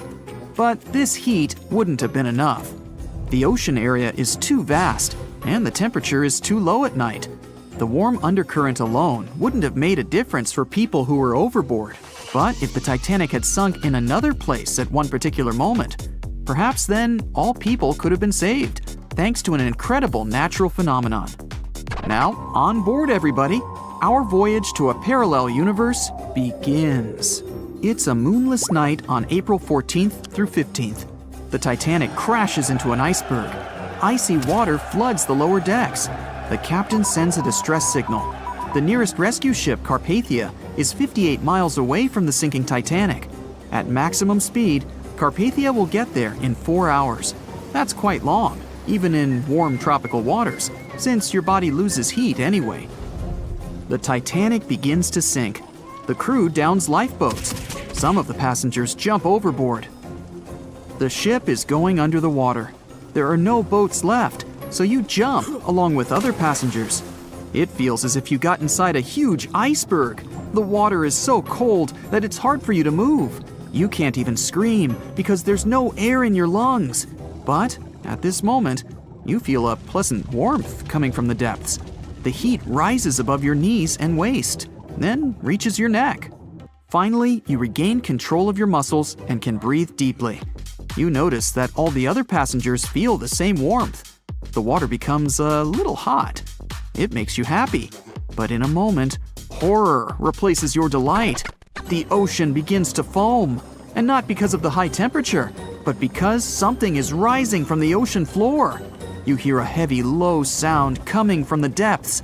It's not a sinking Titanic, but something bigger. You can see a huge iceberg nearby. It's melting, and a huge chunk is breaking off from it. 1,000,000 bubbles appear on the surface. Then you feel something hit you in the leg. Thousands of strange lightweight rocks are rising from below. There are also massive plates among them. People use them as lifeboats. You climb on one of those rocks and look at the ship. It doesn't sink, since all the water is bubbling and pushing the vessel up. You take one of the small rocks and understand everything. It's pumice. An underwater volcano has woken up right under the ship. Thousands of tons of volcanic rock are floating to the surface. When it erupts, its magma shakes the entire space, heats the water, and destroys the seabed. But it doesn't result in anything destructive on the surface. The enormous pressure of hundreds of millions of gallons of water suppresses the volcano's power. Molten rocks of the Earth's crust are pressed against the seabed, and pumice rises to the surface. And here's why it happens. The upper part of Earth consists of many solid parts, tectonic plates. These plates collide with each other and divide. And when one part separates from another, the magma immediately comes up. So, all volcanoes are these unstable fault sites. If the Titanic had sailed over one of these areas during an eruption, many passengers would have been saved. Back in the parallel universe, you notice the Titanic starts sinking again. The water is no longer bubbling. The volcano has gone out. In a matter of seconds, the ocean turns icy again. Fortunately, you have your pumice lifeboat. This is enough to wait for rescuers. But let's imagine a situation with no underwater volcano and an iceberg. A situation when the water was warm from the very beginning. One of the engines in the motor compartment of the ship breaks down. Several pipes burst because of increased pressure, and now there's a crack in the ship's body. Water is filling the lower decks. The ship is sinking. People evacuate on lifeboats. There's less panic since the night is warm and no one is freezing. Each passenger gets a life jacket. The ship is breaking. You understand that you have to jump. The Titanic goes underwater. Many passengers fall overboard in horror. They dive into the dark ocean and immediately come to the surface. Panic and complete chaos take over. The ship disappears in the dark, and finally, it's all silent. A few minutes pass, and you notice there's no panic at all. The water is warm. Almost all passengers have life jackets.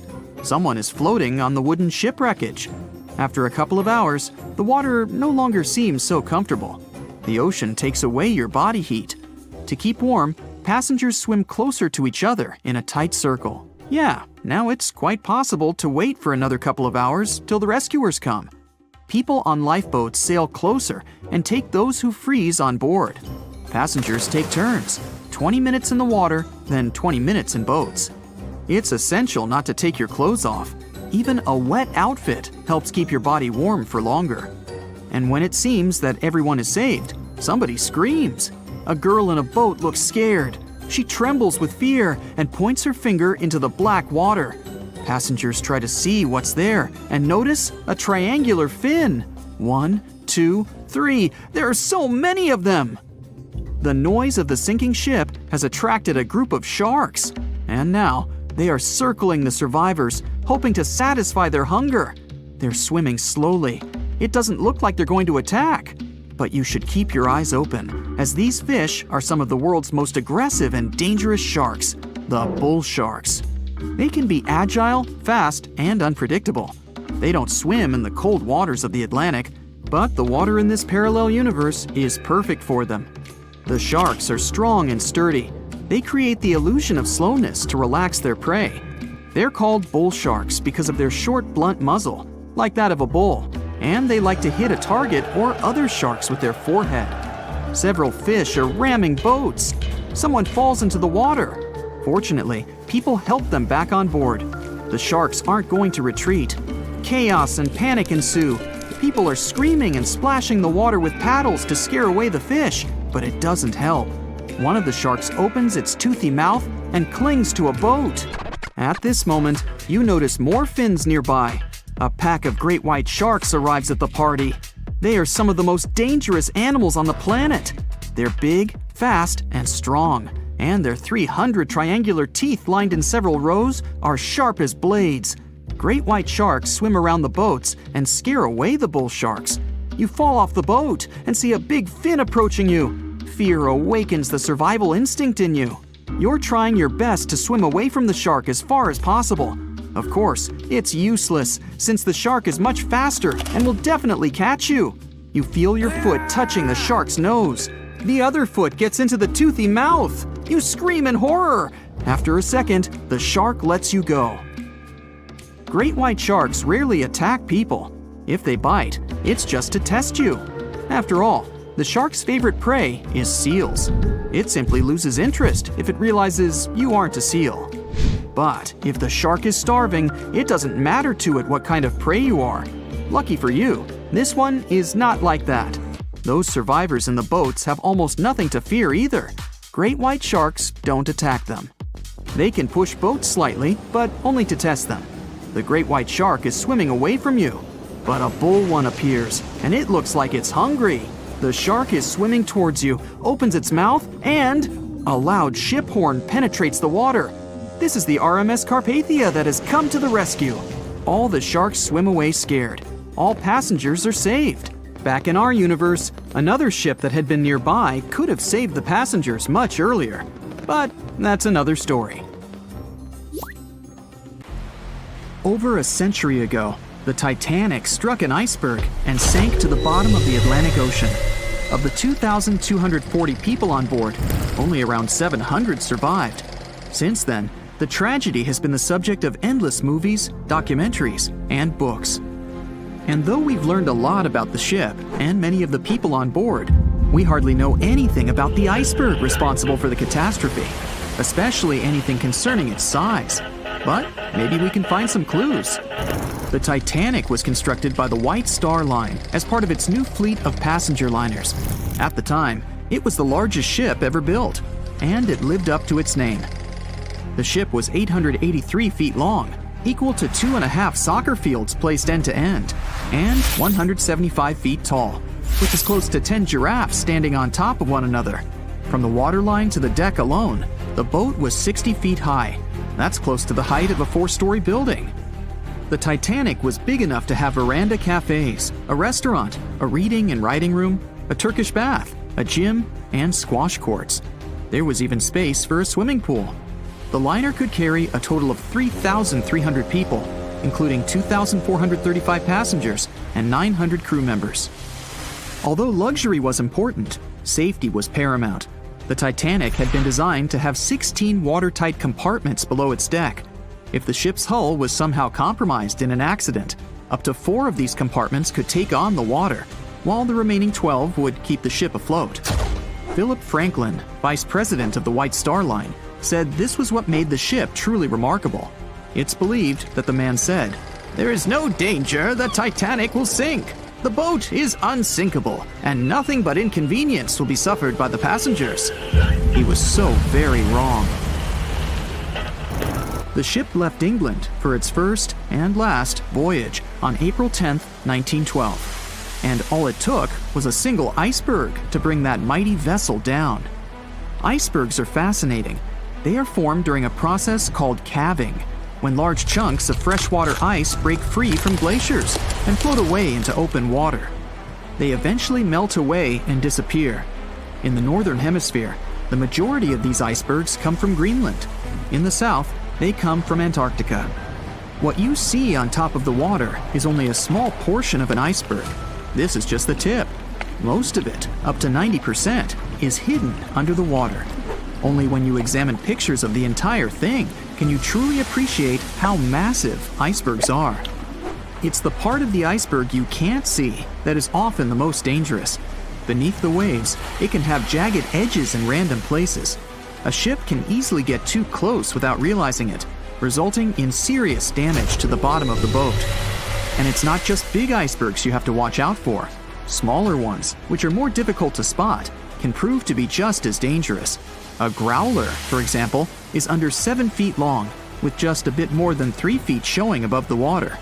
And a slightly larger bergy bit is less than 15 feet in size. The dangers of icebergs were well known when the Titanic set sail. In 1901, the Islander was traveling through the inside passage to Alaska. It collided with an iceberg and sank immediately.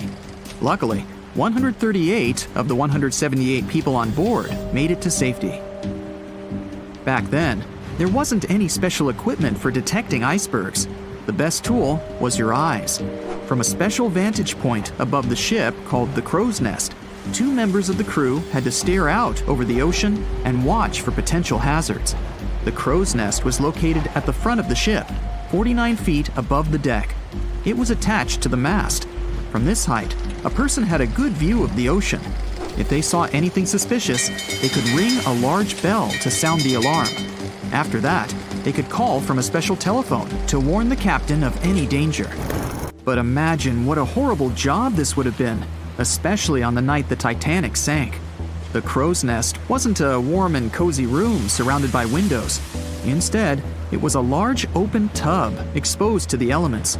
On April 14, 1912, the air temperature was around 39 degrees Fahrenheit, which is close to freezing.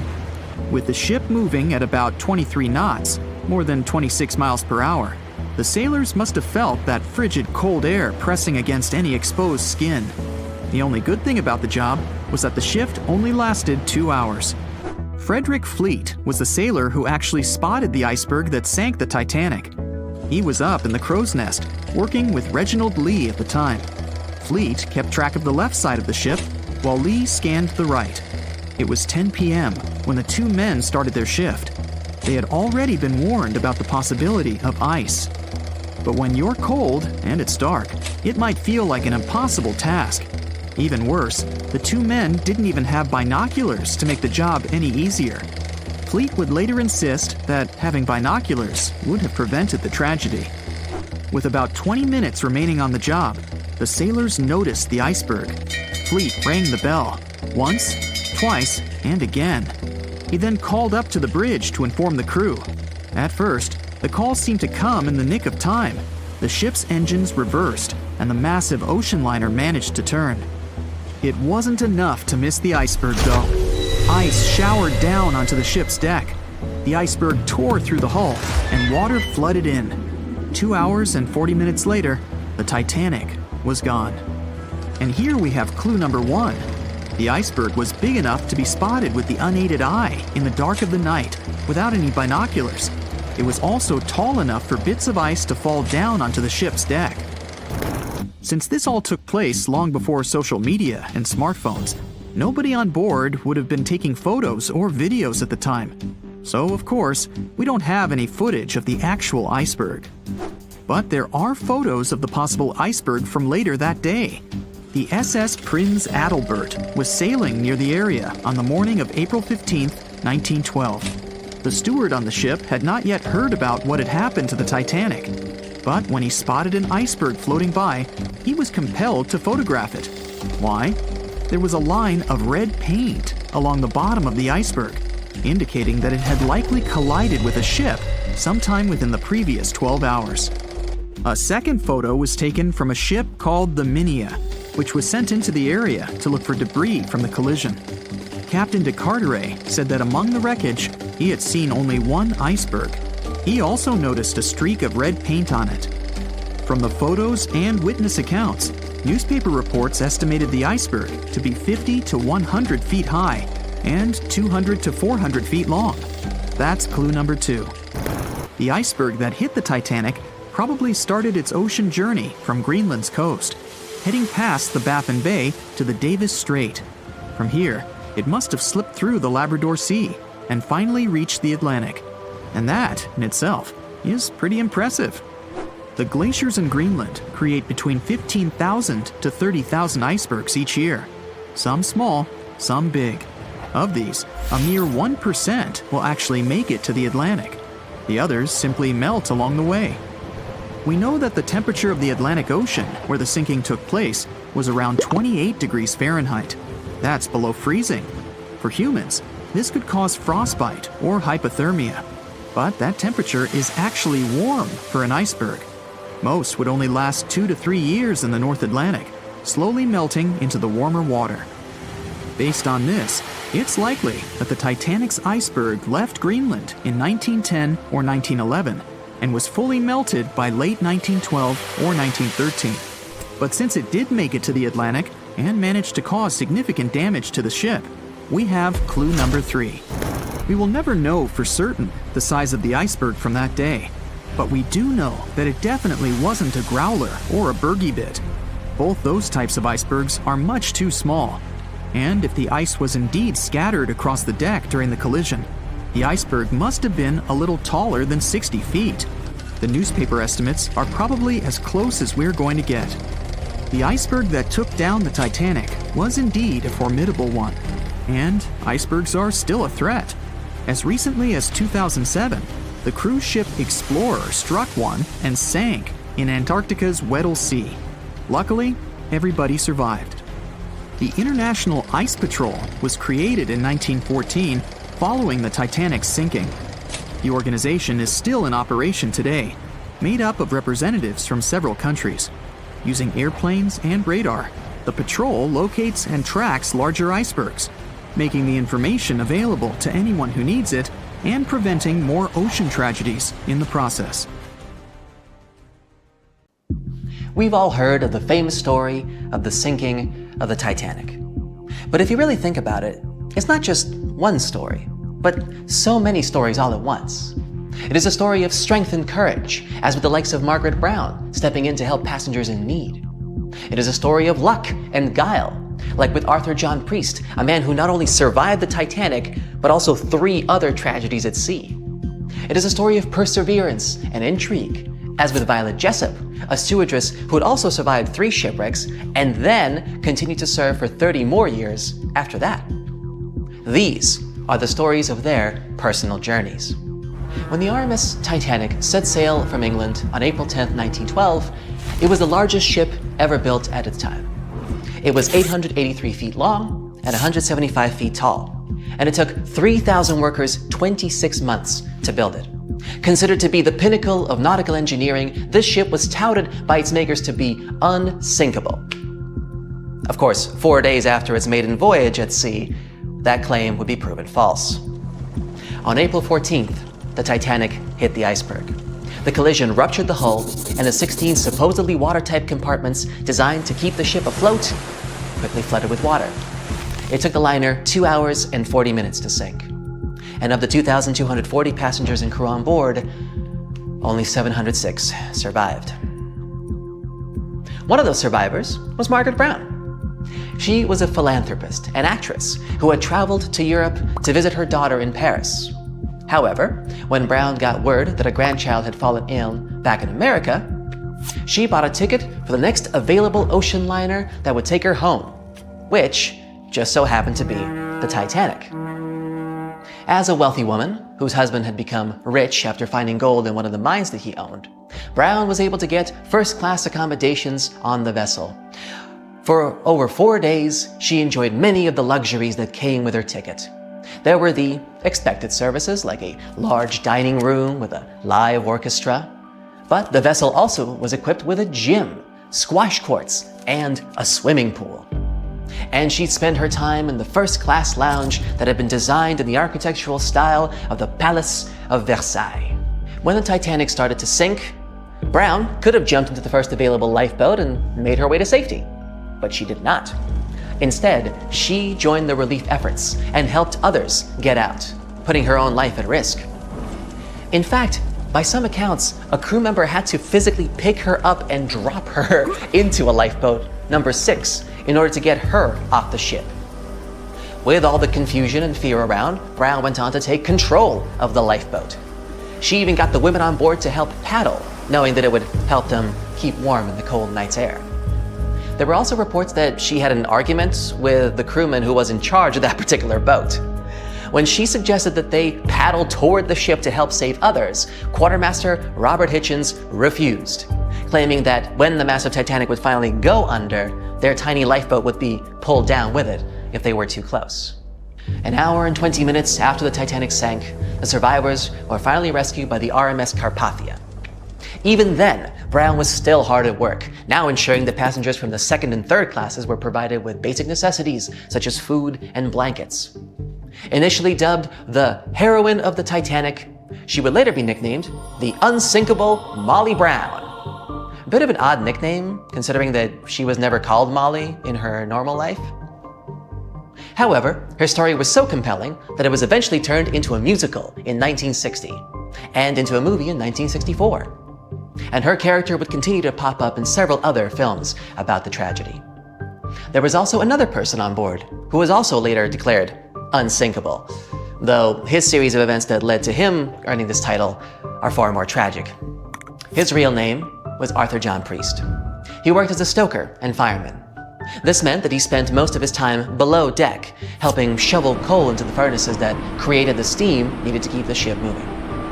It was a dirty, sweaty job, but it was also a big responsibility, as stokers had to ensure the furnaces did not overheat or set fire to the whole ship. Priest was one of the 163 stokers hired to work on the Titanic for its first big trip. He helped shovel the 600 tons of coal the engines needed each day.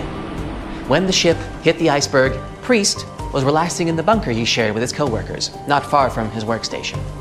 Escape was difficult, and his chances of survival were low. He had to move fast, running through corridors and along gangplanks, as he made a desperate dash onto the deck. And once there, he had only one option left: to jump into the frigid Atlantic Ocean. Imagine the shock of being enveloped by 27-degree water, surrounded by panicked screams in the darkness of the night. Despite all this, Priest swam, and remarkably, with frostbite setting in, he found safety on a lifeboat. He was one of only 44 stokers to survive. As if that wasn't enough, Priest would go on to survive 3 other sinking ship disasters, including the HMS Alcantara in 1916, the Titanic's sister ship the Britannic, also in 1916, and then the Donegal in 1917. It was for this miraculous record that he was later known as the unsinkable stoker. After the Donegal, Priest finally retired from working on ships, although he claimed he only did so because nobody would agree to sail with him. Now, people who had been in a shipwreck often remain afraid of water for the rest of their lives. But let me tell you a story of a woman who survived not 1, not 2, but 3 ship disasters and then continued to work on cruise liners as a stewardess. Meet Violet Jessup, Miss Unsinkable. Her childhood can be described in one word: short.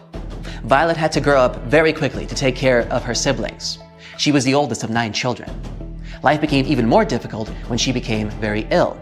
The doctors were sure that she wouldn't survive, but she did. Shortly after recovering, she moved to England with her mother, took care of her sisters, and attended a convent school. Her mother worked as a stewardess at sea, and when she fell sick, young Violet followed in her footsteps. But because of her youth and beauty, no one wanted to hire her, thinking that she would distract passengers and crew.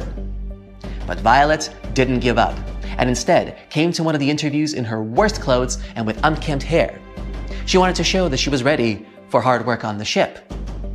She was hired on the spot. The first 2 years passed uneventfully, but then a series of incredible fortunes began, or misfortunes depending on how you look at it. In 1910, Miss Jessup got a job on the most luxurious liner of its time, the Royal Mail ship Olympic. This ship sailed across the Atlantic from England to America. The engineers didn't focus on the speed of this vessel, but on its comfort. While working on that ship, Jessup was paid just £2 a month. the same as 200 pounds today. Hard work on the ship's deck from morning to night didn't frighten Jessup. She loved the job. She liked to talk to the people and enjoyed the beautiful views of the Atlantic. So, on September 20th, 1911, Jessup was working on the deck as usual. The sea was calm and the weather was excellent. The ship was sailing through the Solent Strait, which separates the Isle of Wight from the British mainland. At this moment, the British military cruiser Hawke appeared ahead. It should have simply passed by the Olympic, but something went wrong. For whatever reason, the ships started going straight at each other. The Olympic's captain tried to maneuver to avoid a collision, but failed. The Hawke's bow was designed specifically to ram other ships, so when it rammed the Olympic, it made an impact. The liner shuddered, and the people screamed in fear and panic. The ship had a huge hole in the starboard. Jessup fell from the force of the blow. It seemed that one of the biggest liners of its time was going to sink. But luckily, both ships stayed afloat, and nobody got hurt. You would think that an accident like this would frighten Jessup, but nope. She didn't give it a second thought, and it continued to work as a stewardess. In April of 1912, she decided to take a job on the best, most unsinkable ship of the time, where she was supposed to serve VIPs. Initially, she didn't want to work on this ship, only agreeing to it after much persuasion from her friends. And that's how Violet Jessup boarded the Titanic on April 10, 1912. 4 days later, when the infamous iceberg collided with the ship, Jessup was resting in her cabin. She was almost asleep when she felt the jolt. Immediately, she was called to the upper deck. Surprisingly, when the Titanic first hit the iceberg, almost nobody panicked. No one could believe that the unsinkable ship could actually sink. As the ship's hold was being filled with water, everybody was just calmly carrying on about their business on the upper decks. It was only when the cabin crew started instructing passengers to reach their lifeboats that panic finally set in. Jessup, along with other stewards, was actively aiding the passengers' evacuation to the lifeboats. The rule was that women and children were to be evacuated first. But when many of the women hesitated to step onto the lifeboats, delaying the crew's efforts, one of the ship's officers ordered Jessup to get into a boat to show the other women it was perfectly safe. Soon, others followed, and then someone suddenly thrust a swaddled baby into her hands. Without a second thought, Jessup hugged the child to her chest to keep it warm while the Titanic was sinking. She didn't let go of the baby until her lifeboat was picked up by the Carpathia, the ship that came to the rescue. As Jessup boarded the ship with the baby, a woman ran up to her and, without saying a word, snatched the child from Jessup's hands. She assumed the woman was the baby's mother, so she didn't try to get it back. She was too numb and frozen to think how strange it was this woman hadn't even said thank you for saving her baby.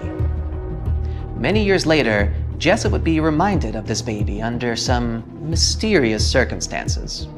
After successfully surviving one of the most terrible shipwrecks in history, Jessup, of course, continued to work at sea. In 1916, she took a job as a nurse on the hospital ship Britannic, which you might remember is the sister ship to both the Olympic and the Titanic. Except this one sailed in the Aegean Sea. On November 21st, the ship was traveling down its very familiar route, but on that particular day, luck was not on its side. This would become the third shipwreck Jessup will have survived. However, this rescue wasn't as easy as the previous two. After the accident, the huge Britannic began to sink quickly. It took less than an hour for the ship to completely sink. Jessup didn't have time to board a lifeboat this time, so she jumped into the cold water. There, she swam to the closest lifeboat and got on. But then everyone on the boat noticed that the ship's propellers were still working. They were spinning in the water, creating a whirlpool that was pulling the boat toward them. Jessup jumped off the boat just in time to escape the propellers, but her ordeal was far from over. While in the water, she was pulled down to the ship's keel and hit her head. The only thing that saved her from losing consciousness and probably her life was her thick hair slightly cushioning the impact. And so, somehow, against all odds, Jessup got away from the engine and was soon picked up by another boat. For the next few years after this accident, Jessup was plagued by headaches. When she finally went to the doctor, he told her she was incredibly lucky to still be alive. The incident on the Britannic resulted in a fracture in her skull. You would think that 3 shipwrecks and a fractured skull would be enough to stop anyone. But not Violet Jessup. She continued to work on cruise ships until the year 1950. She even cruised on the world twice on the luxury liner Belgenland. Fortunately, the rest of Miss Jessup's career went without any further mishaps. In 1950, she moved to Great Ashfield in Suffolk County, having worked at sea for almost 42 years. Content with her career, she settled in a large cottage built in the 16th century. But a year into her retirement, she received a strange phone call. It was late at night, and Jessup was asleep when the phone rang. She picked up the phone and heard a woman's voice on the other end. The lady didn't introduce herself and asked right away, "Excuse me, was it you who saved a baby on the Titanic?" Jessup answered, "Yes, it was me." She laughed and hung up. Jessup later told her friend about this strange call. She assumed that some kids were playing a joke on her, but Jessup had never told anyone about the baby before that call. And according to the old records, the only child who was on the boat with Jessup was a boy. But those same records also said that the boy had been saved by another passenger. To this day, it's still unknown who the baby that Jessup rescued was. Either way, for surviving 3 different wrecks on 3 different ships, she was aptly dubbed Miss Unsinkable. And there you have it, 3 incredible stories of 3 remarkable individuals. And there's many more like them. Stories like these prove there's a hero in all of us that can come out in unexpected circumstances. But of course, I hope you'll never need to put that theory to the test. See you next time, and safe travels. The year was 1854, and the SS Arctic, the fastest passenger liner of its time, set out to cross the Atlantic. As it sailed through the misty veil, it slowly disappeared into the unknown. The Collins Line, an American shipping company, was started in 1818 and only began seriously trading in the transatlantic by 1835. Its steamships crossed the Atlantic from Liverpool to New York within just 10 days. Doesn't sound like a great speed today, I know, but back then, the same thing took other ships several weeks. Light on the water with their wooden hulls, powering through with a strong steam engine, those steamships were the favorite choice for many high-profile people. What could go wrong with such an advanced ship, they thought. This reminds me of some other ship everyone believed to be unsinkable. But anyway, back to the Collins Line. It grew to be a serious contender on transatlantic routes, with only one other competitor, the Cunard's Line. It was a British company also aiming to be the main force through the Arctic Passage. In 1835, the company received a new ship that traveled to Liverpool and came back to New York with the largest cargo ever at that time. From then, the Collins Line was steadily growing. It seemed like there would only be future successes for it. Unfortunately, their lavish ships became costly to run with the amount of coal used. Massive power along with weak wooden hulls meant they needed many repairs after each voyage. So, every trip ended up being expensive. But since the ships were safe and had a great reputation, people were willing to pay the price, and the company was definitely not in crisis. They had achieved something no one had managed to do before them. Like I told you, their ships crossed the Atlantic in a whopping 10 days, and Edward Collins, the owner, was very determined to maintain the pace. Their 5 ships easily outran the Cunard's Line of only 3. With this great praise, it provided more attention. Though the Cunard's ships were slower with their iron hulls, they believed there was still profit, regardless of how slowly they sailed.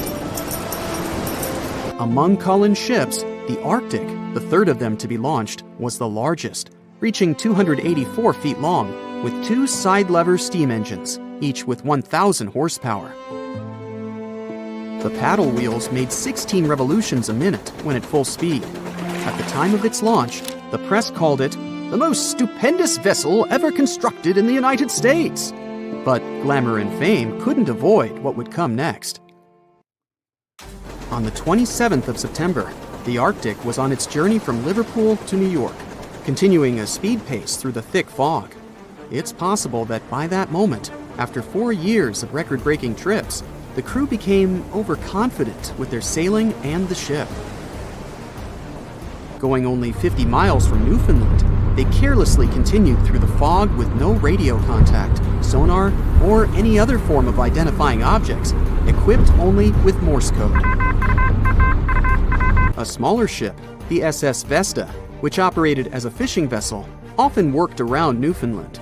It was passing through the same path as the Arctic and crashed into its side.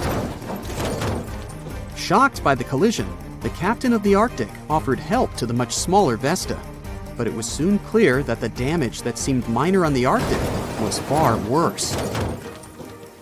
Beneath the waterline, a hole was letting water into the hull. The cost of the much faster wooden hull now seemed less valuable. They steered toward land, trying to plug the holes, but they weren't doing so well, and the seawater continued to pour in, filling up higher and pushing the ship down. And finally, once the engine room was full, it put out the boilers, taking away the massive power the Arctic was once legendary for. They moved slowly until coming to a complete stop. The ship continued to sink, and the order was to abandon it. At the time, maritime law allowed for the Arctic to carry only 6 lifeboats, only capable of saving 180 people. The crew and some of the passengers managed to push their way aboard and took most of the seats on those boats. Things were pretty wild, and everyone forgot about their manners, not letting the ladies and the youngest ones board first. It took 4 hours for the Arctic to sink. 150 crew and 250 passengers were on board. Those that weren't able to find a lifeboat made a desperate attempt to build their own rafts from parts of the ship. 2 days later, only 3 boats made it safely to the shore. The other 3 were never found. Believe it or not, the rescue party also saved some people that had been clinging to the wreckage for 2 days. Unlike the crew, the captain went down with the Arctic, but amazingly survived. He would be only one of 85 people that made it, out of the 400 on board. When the news arrived 2 weeks later, the public responded with great sadness to the losses. Great anger soon followed towards the poor safety measures in the crew. The press published demands to change the laws for more lifeboats. It only made sense to have enough for every person on board a ship. But they ignored those requests. This neglect would lead to more disasters in the future. Enough lifeboats would only come into maritime law some 60 years later, after the disaster of the Titanic. Edward Collins' wife and 2 children were also aboard the ship and didn't return. He was heartbroken, but didn't stop running his business. The Collins line still had a reputation to uphold, the biggest, fastest, and most luxurious on the Atlantic. Edward Collins would now build an even better ship than any other. It was named the Adriatic, and it was the largest ship in the world, 354 feet long. With 2 alternating steam engines that had never been built of this size. These steam engines at the time were at the height of engineering, though today you can only see them in models and toys. With the new addition of 2 masts, the Adriatic would also be able to sail if needed. Luckily, they made some lessons from the disaster of the Arctic. But before their new ship, the Adriatic, was built, another disaster had occurred. The sister ship of the Arctic had also sunk. They believe this second ship was desperate to stay in front of the Cunard's line and hit an iceberg somewhere during the race. This weird contest took the lives of 141 people. The desperation of Collins and his weakly built hulls pushed the company towards bankruptcy in 1858. The newly built Adriatic, costing over $1 million, had only made 1 voyage in the end. And even that voyage was considered a disaster. The ship collided with a tugboat. It still managed to finish its maiden voyage at a suitable time. After the company had gone bankrupt, they had to sell the ship for only $50,000. They removed the great giant engines, replacing them with only sails. Although it was once the greatest ship on the high seas, it was only 30 years later until it was abandoned, labeled irreparable, and anchored in a river. The other remaining ships were also sold and only used for parts. Edward Collins left the industry altogether, seeking work on dry land instead. As the Collins line was no longer in the mix, the Cunards would grow in strength. Without competition, they would win the Blue Riband for the next 30 years, and 180 years later, after producing hundreds of ships. They still have a constant presence on the seas as they provide transatlantic crossings, world voyages, and leisure cruises. To this day, the Cunard line is the only one to run ships between Europe and America, and it's great proof that it's not always the fastest that's the best. No one could ever have imagined that the unsinkable Titanic would collide with an iceberg, except for one man, William Thomas Stead. Well, not directly, of course. It's not like he jolted out of bed one day, envisioning the fall of the Titanic. Rather, he wrote an empowering short story called How the Mail Steamer Went Down in Mid-Atlantic by a Survivor on March 3, 1886, 26 years before Titanic sank. Okay, let's do a super quick recap. Titanic was traveling from Southampton to New York in April 1912 in the North Atlantic. The ship hit an iceberg, and less than 3 hours later, it was completely underwater. Out of 2,208 people on board, just 706 survived due to the limited number of lifeboats and icy cold water. Another passenger ship, Carpathia, heard the distress call, picked up the survivors, and brought them safely to New York. The short story William Stead wrote was about Thomas, a British sailor, who got on a passenger liner bound for the U.S. At one point, the protagonist realized there weren't enough lifeboats for everyone on board the ship in case something happened. A couple of days later, heavy fog covered everything in sight. Luck was not on the liner's side, and it collided with a stray ship, just like Titanic struck an iceberg. Only 200 out of the 916 people made it safely to the U.S. The main character managed to survive by jumping into the water and climbing into one of the lifeboats. Now, you'd think that the story riled up everyone in the industry to add extra lifeboats on ships. But sadly, it received very little attention when it was published. Even more tragically, William Thomas Stead was on Titanic when it sank, and he didn't make it. The survivors who knew Stead mentioned that he had always been cheerful and had loved to chat during meals. He complimented the ship's design and how sturdy it was. Witnesses also talked about how he had been helpful when the ship had been sinking, having given his life jacket to someone else. He was a journalist by profession and was on his way to New York for a ceremony. One of his most important contributions to modern journalism was the use of illustrations in every newspaper article. He also introduced newspaper interviews, and they're still used to this day along with illustrations. But this story wasn't the only published work that predicted the disaster. Morgan Robertson was an author and former ship captain who wrote short stories and novels. His most notable novella is The Wreck of the Titan. It's also known as Futility. The book was written in 1898, 14 years before Titanic. It was a fictional story about the Titan, an ocean liner similar to Titanic, which was crossing the North Atlantic. It's also a coincidence that Titan was just as fast as Titanic and shared many other similarities, like size and design. The book described it as unsinkable and the largest ship to hit the ocean at the time. That's what they said about Titanic, too. Another eerie similarity was the limited number of lifeboats it had. The story took place in April, and that's when Titanic set off on its journey and hit the iceberg. The Titan story also mentioned that barely anyone had survived that horrible accident. Unlike Stead's story, the protagonist of Robertson took a different path. The Titan sinking happened somewhere halfway through the book, so after the accident, the main character went on with his life. The book was brought back into the spotlight after the Titanic disaster. How could someone describe the events that took place almost a decade later so accurately? Many started to believe Robertson could see the future. But the reality was that Robertson knew his way around a ship. It was easy for him to write down the nitty-gritty of things without doing more research. Realistically, one of the biggest threats for ships at that time was hitting an iceberg or colliding with other ships. The next story sounds somewhat mysterious.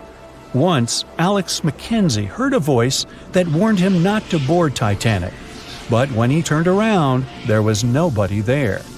As he continued walking, the voice spoke to him again, but this time it was louder and more distinct.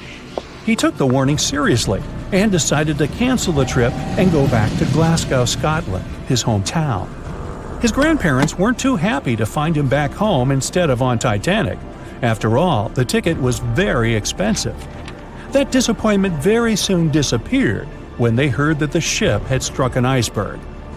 John Coffey was a member of the crew of Titanic, but he decided to ditch the ride when the ship stopped at his hometown in Queenstown, Ireland. His inner voice told him to get off the liner, and he did. He was only 23 at the time, and for someone his age, it could be a major career boost and an opportunity to grow. Despite the horrible tragedy, the guy signed to work with the RMS Mauritania just months after the Titanic sinking. Talk about commitment. Some added info was revealed about what may have contributed to the fall of Titanic. The constructors insisted that the ship was unsinkable, but many people later theorized that the vessel's steel plates had been too frail for the freezing Atlantic water. It may have caused the rivets to pop, allowing ocean water to seep inside. Another theory is that there may have been a fire in the hull of the Titanic that had been raging for 3 weeks before the voyage. The fire softened the steel, allowing the iceberg to cut through it like a hot knife through butter. Some pictures before the ship set off on its journey show black marks on the hull, which could have been caused by fire. Either way, the iceberg would have caused significant damage in any case, no matter if there was a fire or not. Some people also blame those who designed the Titanic. The ship was built with large joints at the bottom, which probably snapped easily during the collision. Of course, these are all theories, but we know for a fact that the iceberg was the main character of this drama, and that the works of Stead and Robertson should have been taken seriously. Either way, this should be a lesson for the future, helping to prevent similar tragic accidents. By the way, ocean liners and passenger ships wouldn't exist if it hadn't been for Thomas Newcomen. In 1712, he invented a steam engine that was so strong it could produce enough energy to power a ship. And a century later, in 1819, the first steamship traveled across the Atlantic Ocean to Liverpool, UK. It only took the vessel 29 days to cross the ocean. The passenger ship industry boomed in the early 1900s when it became easier for people to move to America or go on holidays. As decades rolled by, the use of aircraft stole the spotlight from passenger ships since planes were faster and more efficient. Nowadays, it's quite rare for a passenger ship to collide with anything in open water. Modern technologies can detect anything that can pose a threat and even predict stormy weather. Cruise ships these days are giants compared to the vessels of Titanic's era. Modern ships can carry almost twice the number of passengers and have amenities folks back then could only dream of. Most cruise ships these days have several restaurants to choose from, multiple swimming pools, and game rooms to catch a break. If you're in the mood for some fun, you can watch live performances. Don't forget about the helicopter pad, because why not? Don't worry if you start feeling unwell. The in-house doctors are always there to help any passenger in need. And these ships are only going to get bigger. Putting Titanic and a modern cruise ship side by side is like comparing a Corgi to a Doberman. Back then, Titanic was the biggest and most cutting-edge vessel anyone could dream of. So, who knows what the future of cruise ships can hold? We might even have entire cities floating around. That would be a really big boat. Once a famous giant, the largest ship of that time. Now 2 grand pieces lying on the ocean bottom about 2,000 feet apart, torn by the catastrophic collision of time itself. The stern of the Titanic got completely ruined after hitting the ocean floor. but you can still recognize the bow since many interiors were left preserved. There's a type of bacteria found on the ship's rusticles. A rusticle is this brownish formation of rust. It occurs deep underwater when the wrought iron the ship is made of oxidizes. It means the bacteria eat the iron of the Titanic's hull, piece by piece. And it seems they might finish their snack by 2030, way sooner than when anyone would expect the wreck to be gone forever. You may think it would probably be easier to take the wreck out of the water so that we got to keep it, but it would fall apart if anyone tried to do that.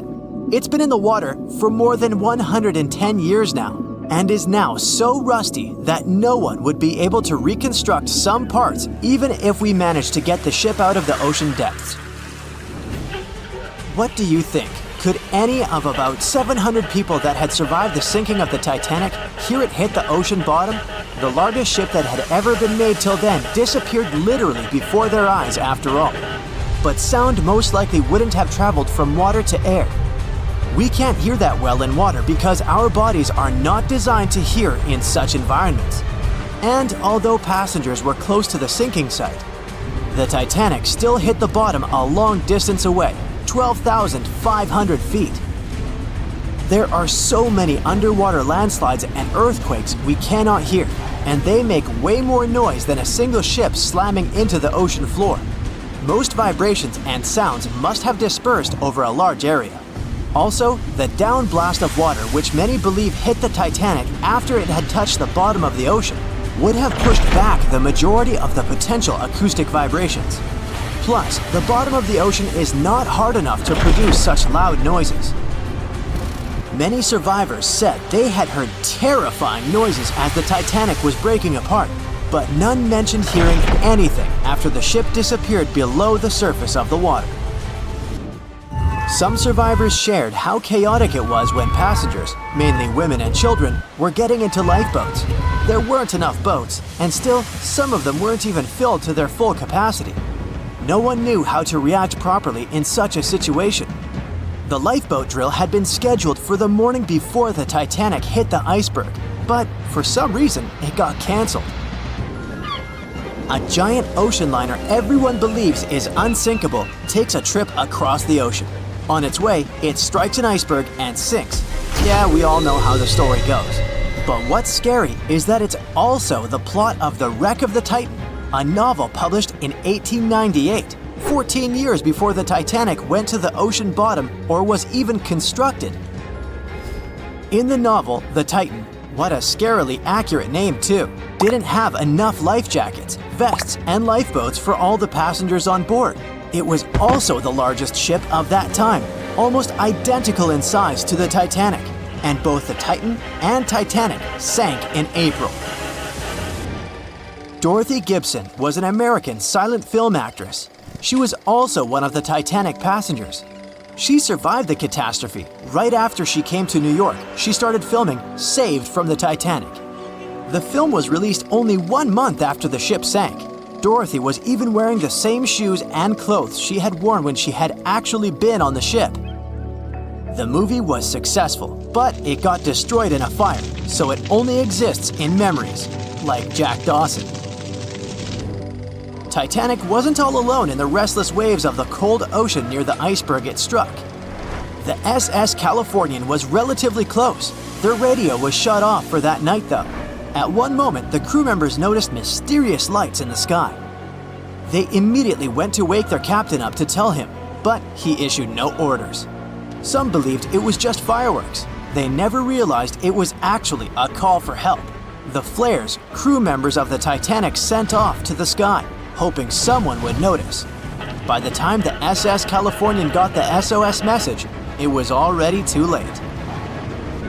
Some say a full moon may have been the reason the iceberg crossed paths with the gigantic ship. A full moon may have caused incredibly strong tides that eventually sent multiple icebergs southward, right when the Titanic was crossing that area. Would you dare to taste cheese from the Titanic? The wreck has been under the ocean surface for more than 100 years now. It took more than 70 years to find it. By that time, most of the food that had gone down together with the ship had, of course, spoiled. But it's possible there's still some of it left. Some foods are protected from decay. For example, cheese. The microbes that turn milk into cheese create special conditions to protect the product from spoiling. Multiple things have survived the Titanic. A handwritten letter where a mother and a daughter wrote to the girl's grandma about the amazing journey they were on together. The letter has been around for more than 100 years and got sold at an auction. A battered pair of white cotton gloves was found in the wreck. Musicians on the Titanic played till the very last moment. Sheet music and one violin were found among the wreckage. The bell one of the crew members rang 3 times to warn there was a very close iceberg on their way. A pocket watch that stopped at 1:45 a.m., the time when the ship went under the water. Perhaps one person could have changed what happened on the Titanic. David Blair was a pretty lucky man. He was supposed to take the spot of the second officer of the Titanic. He was pulled out at the last moment, which eventually saved his life. It was a great thing for him, but something clouded his joy. What if he was the only person who could have done something to save the ship and the passengers? Back in the day, ships didn't have smart advanced technology like they do today. They couldn't see a threat on the horizon. Binoculars were pretty helpful, but the crew members on the Titanic didn't have access to the room where they were kept. David Blair was the man responsible for the keys. He left the ship in a hurry and forgot to hand over the keys that were in his pocket. Maybe if the crew members had had access to the binoculars, they would have seen the iceberg on time and had enough time to change course. It's possible that the giant iceberg that sent the Titanic to the ocean bottom was made of snow that had fallen in southwest Greenland. Scientists even used a computer model to calculate the paths the iceberg took in any given year, taking into consideration ocean currents and weather readings for that year. It's possible that the iceberg was 1,700 feet long, with a weight of around 75 tons. By the time it collided with the Titanic, it had dwindled down to only 1.5 tons. Violet Constance Jessup was, as many called her, Miss Unsinkable. She was only 24 years old when she joined the Titanic crew as a stewardess. On the tragic night when the ship struck the iceberg, she was lying in bed. As soon as she heard that something was going on, she got dressed and quickly went to the deck. Violet helped passengers get into lifeboats. 4 years later, she was on the Britannic, the Titanic's sister ship. Once again, the ship started sinking. Not only did the woman survive another accident, but she was also once again the one helping other people to escape the vessel before it disappeared below the surface. More than 25 million people boarded cruise ships globally back in 2017. It may not seem like a lot, but that's more than the total population of Belgium. It's a great vacation alternative with an added bonus. You can sample various different destinations for future time off in one single trip. If you've already booked a trip on a cruise ship, but you still have no idea what you should pack, start with some research on your specific cruise location. Either way, be sure to bring deck-friendly shoes that are low-heeled. Also, add a pair that's comfortable to walk on larger distances for the days spent ashore. Depending on the season, you might want to add a few swimsuits too. If you're on any type of medication, make sure you bring it with you in its original packaging. If you're a light packer, don't worry. Most cruise ships come equipped with laundry rooms. They're kind of pricey, especially if you want your garments to be washed, ironed, and folded for you. But it does save you the extra hassle of packing more clothes or washing them for yourself. It's really important that you check in with your credit card company before boarding a ship, more so if your itinerary includes one or more foreign countries. Your credit card might get frozen if there's any unusual activity on your account. Most of these companies have algorithms that get triggered once there are charges from different countries in rapid succession, which is exactly what you'll be doing on a cruise ship. Letting them know beforehand saves you the embarrassment of having your card declined at some fancy restaurant. To make sure you get the best room, before booking it, check out the ship's deck plan. It should be available on their website. If it's peace and tranquility you're looking for, don't go for the rooms directly above or below any of the ship's entertainment points. Also, if you have a history of getting seasick, try to skip the rooms that are available at the front of the ship. Rather, go for those located in the middle of the ship on a lower deck. You'll feel less movement. If it's your first time going on a cruise, you might be surprised to know that some cabin rooms don't have windows. Before making a reservation, make sure to check out all the amenities of the room you intend to book. Most cruise liners add a bunch of pictures from the common rooms on their reservation pages, and it might be a bit confusing as to what you're getting exactly for that specific price point. Also, some rooms on board are quite small too. If you don't like to sleep in small spaces, you might want to upgrade to a larger room, even if it's a bit pricier. You can always split the cost with a friend if they want to join you on the cruise. With the help of modern technology, even if a specific location doesn't have windows, it doesn't mean you can't watch the waves. How, you might ask? Fancier cruise ships feature a secret added bonus. In the areas with no access to sunlight, specialists have built virtual balconies. These high-tech screens work by showing you what's going on outside in real time. They have an added benefit too. In case of bad weather, guests can still have a feel of the outdoors, without the wind or rain ruining their hair or their outfit. It may not be the real deal, but it still beats getting claustrophobic on board. Planning on going on a budget cruise? It might not be such a bad idea, especially if you're on the lookout for last-minute upgrades. You might even end up vacationing like a millionaire without having to spend money like one. These upgrades sometimes include things like a private balcony in your room, maybe some spa services, or even better prices for high-end meals. If they aren't all booked by the time people board the ship, they might be open for the rest of the passengers for way better prices than initially listed. There might be hidden freebies on board if you pay close attention. Things like complimentary pastries on board late in the morning or a late-night cup of tea on the house might be some of the things offered to guests. You only need to ask. You might want to check out what other tourists are doing. Some people with more experience cruising can offer pretty great tips and tricks.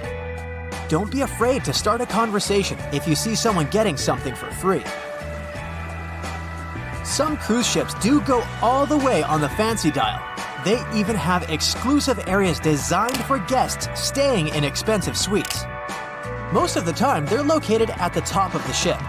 On one particular cruise, these types of guests have designated staff members called Royal Genies, which are similar to butlers. They can cater to just a few cabins. Since the cruise line wants to divert other guests from asking them various questions, which will take time away from their assigned guests, the genies do not wear a name tag in public areas. Most common areas of cruise ships do require travelers to follow a dress code, but if you do your research in advance, you might find that some areas are more relaxed when it comes to what people need to wear.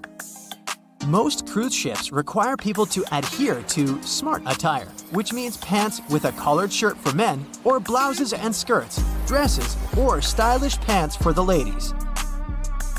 As for the travel destinations, be sure to research the ports you're about to visit in advance.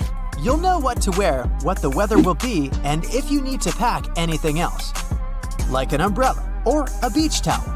Stops on cruises only last for a few hours in most cases, so you'll want to get the most out of them. If that specific location includes museums or art galleries you want to add to your checklist, be sure to book in advance so you don't waste time waiting in lines.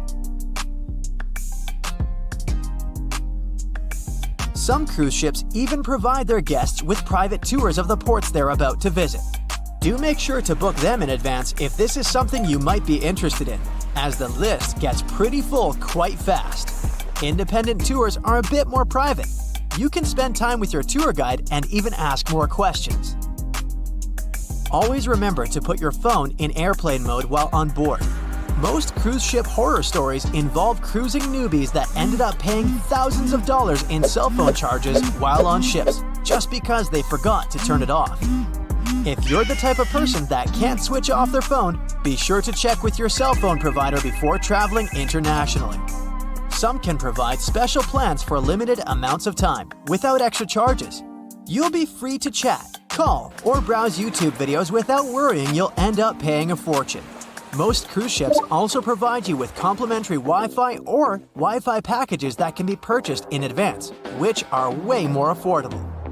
You can stick to communicating with your friends and family back home via FaceTime or Skype. People that have heard about the Titanic tragedy will always wonder what might happen if something goes wrong while on board. Let's take lifeboats, for instance. The Titanic had a mere 20 lifeboats on board, which were tragically not enough to fit all the passengers after the ship hit the iceberg. Some fancy cruise ships these days have an even lower number of lifeboats, anywhere from 15 to 18. Sounds strange? Well, not really, given the fact that each lifeboat can accommodate up to 370 people. Even the largest ships, which have an estimated capacity of 8,000 people if fully booked, including tourists and staff, are safe in case of an emergency.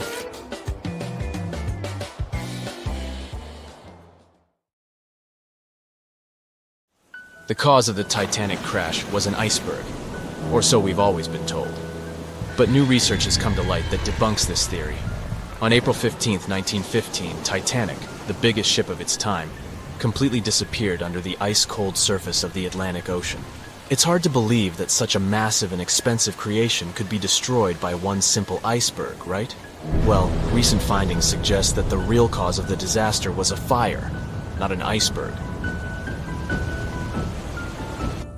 For over 3 decades, journalist Sinan Maloney has dedicated himself to studying the sinking of the Titanic. During his research, he made a significant discovery that shed new light on the well-known story. Maloney discovered a massive black spot on the hull of the Titanic, which measured an impressive 30 feet in length. He found it thanks to an unpublished album of photographs that showcased the construction and preparation of the ill-fated ship's first and final journey. Can you believe that most probably the fire on the Titanic had been burning at extreme temperatures for 3 whole weeks before anyone noticed it? Crazy, right? Apparently the high temperature corrupted the metal, making it 75% weaker. That's why the iceberg was able to make a hole in the ship. If not for the fire, the Titanic might have survived the crash because the iceberg apparently hit the exact spot we are talking about. And this is only one link in the chain of incredible coincidences that brought the Titanic down. The people in charge of the Titanic knew about the fire and knew the ship shouldn't have set sail. But they didn't want to go bankrupt and cancel the trip, especially since there was a coal shortage due to miners being on strike. The trip was already sold out, and there were no alternatives. Other ships canceled their trips due to low demand. Everyone wanted to board the Titanic, so the management bought up all the coal they could find, even from other ships, and set off. It was all about making money. To hide the truth, they turned the ship's hull so that the marks weren't visible from the dock and faced the sea. This way, the passengers wouldn't see them. Here's another sad twist in the Titanic story. Back then, there weren't any sonar systems to detect danger, so specially trained people had to watch out for threats using binoculars. But the binoculars on the Titanic were locked away in a special compartment, and the only person with the key, Second Officer David Blair, was replaced last minute before the ship took off. He forgot to hand the key over to his replacement. This mistake wasn't discovered until 3 days later when the ship was already at sea. If they had the binoculars, they might have seen the iceberg in time and avoided the crash. But even if they had the binoculars, they might not have been able to avoid the crash because the Titanic was going faster than it was supposed to. They were behind schedule and didn't want to ruin the ship's reputation, so they were going way beyond the speed limits the ship's construction could sustain. One of the biggest mistakes made on the Titanic was the decision to not include enough lifeboats. Even though the ship needed around 60 of them to contain all the passengers, it was only equipped with 20. The designer, Alexander Carlisle, had initially planned for 48 lifeboats, but this number was reduced for aesthetic purposes. Apparently, having too many lifeboats would have made the deck look too cluttered. These 20 boats were only able to hold a third of the passengers on board, which was not nearly enough to save everyone in the event of an emergency. What's even more shocking is that this number of lifeboats was technically legal at the time. Regulations for lifeboats were based on the tonnage of the ship, not the number of passengers. This means that even though the Titanic was carrying thousands of people, it still met the legal requirements for lifeboat capacity. Another serious mistake made by the crew was the decision to cancel the lifeboat drill scheduled for the day of the disaster. Lifeboat drills were standard practice on ocean liners at the time, but for no apparent reason, Captain Edward John Smith chose to cancel it. This meant that passengers were not prepared for an emergency, and the crew was not adequately trained to handle the situation. When the ship hit the iceberg, chaos ensued, and it took over half an hour to launch the lifeboats instead of the usual 10 minutes. Some folks put the blame on Captain Smith for the fact that the first set of lifeboats left partially empty. The very first lifeboat, which had seats for 65 people, only carried 27 passengers. There is an objective reason for this. At the beginning, people were reluctant to abandon the ship and didn't understand the gravity of their situation. In 2012, researchers uncovered that Captain Smith failed his initial navigation exam. Although he eventually passed, some people wonder if this could have played a role in the disaster. During the Titanic's final moments, the crew attempted to send out distress signals to nearby ships, including the Californian. However, the Californian failed to respond to the flares shot into the sky, and the captain ultimately lost his job as a result of this negligence. However, recent research has exonerated the captain and proved his innocence.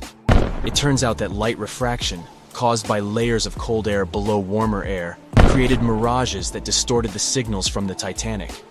This phenomenon had been observed by other ships sailing in the area and is now believed to be the reason why the lookouts on the Titanic missed the iceberg completely. Historian Tim Malton supports this theory and has further contributed to our understanding of this event. It's unfortunate that the captain of the Californian lost his job due to circumstances beyond his control, but it's better late than never that his reputation is cleared. Whatever the reason for Titanic's crash was, it still keeps the minds of scientists busy to this day. But let's see what the buzz was all about. What made the Titanic so famous and unique? The Titanic was massive, standing at 175 feet tall and nearly 900 feet long. The ship was so enormous that even the officers took over 2 weeks to memorize all the decks and passageways. You could be walking miles along its corridors. The construction cost of the ship was a whopping $7,500,000, which would be equivalent to about $166 million in the mid-2010 ES, due to inflation. Interestingly, the production cost of the Titanic movie in 1997 was even higher at $200 million. Building the Titanic was no small feat, and it required a labor force of 3,000 men who worked 6 days a week for 26 months. The job was difficult and dangerous, and workers had to complete tasks at the height of a 20-story building without safety ropes. Nevertheless, they were paid a competitive wage of £2 a week, which was considered good pay at the time. The inside of the Titanic was inspired by the luxurious Ritz Hotel in London. The most impressive feature of the ship's interior was the grand staircase, which extended through 7 of the ship's 10 decks. The staircase was adorned with ornate paintings, bronze cherubs, and oak paneling. The first-class passengers had access to an impressive array of facilities, including a heated swimming pool, Turkish bath, gym, squash court, beauty salon, and even a stylist to help them prepare for dinner. First-class passengers on the Titanic were pampered to an extraordinary extent. They had their own onboard newspaper, the Atlantic Daily Bulletin, and even their dogs were taken care of with a special area where they could be fed, walked, and trained during the voyage. The first-class meals were a grand affair, with 13 courses and a different wine for each course. These dinners could last up to 5 hours, and they were certainly something to look forward to. With such opulence and luxury on board, it's not surprising that so many people were eager to take the first trip on the Titanic.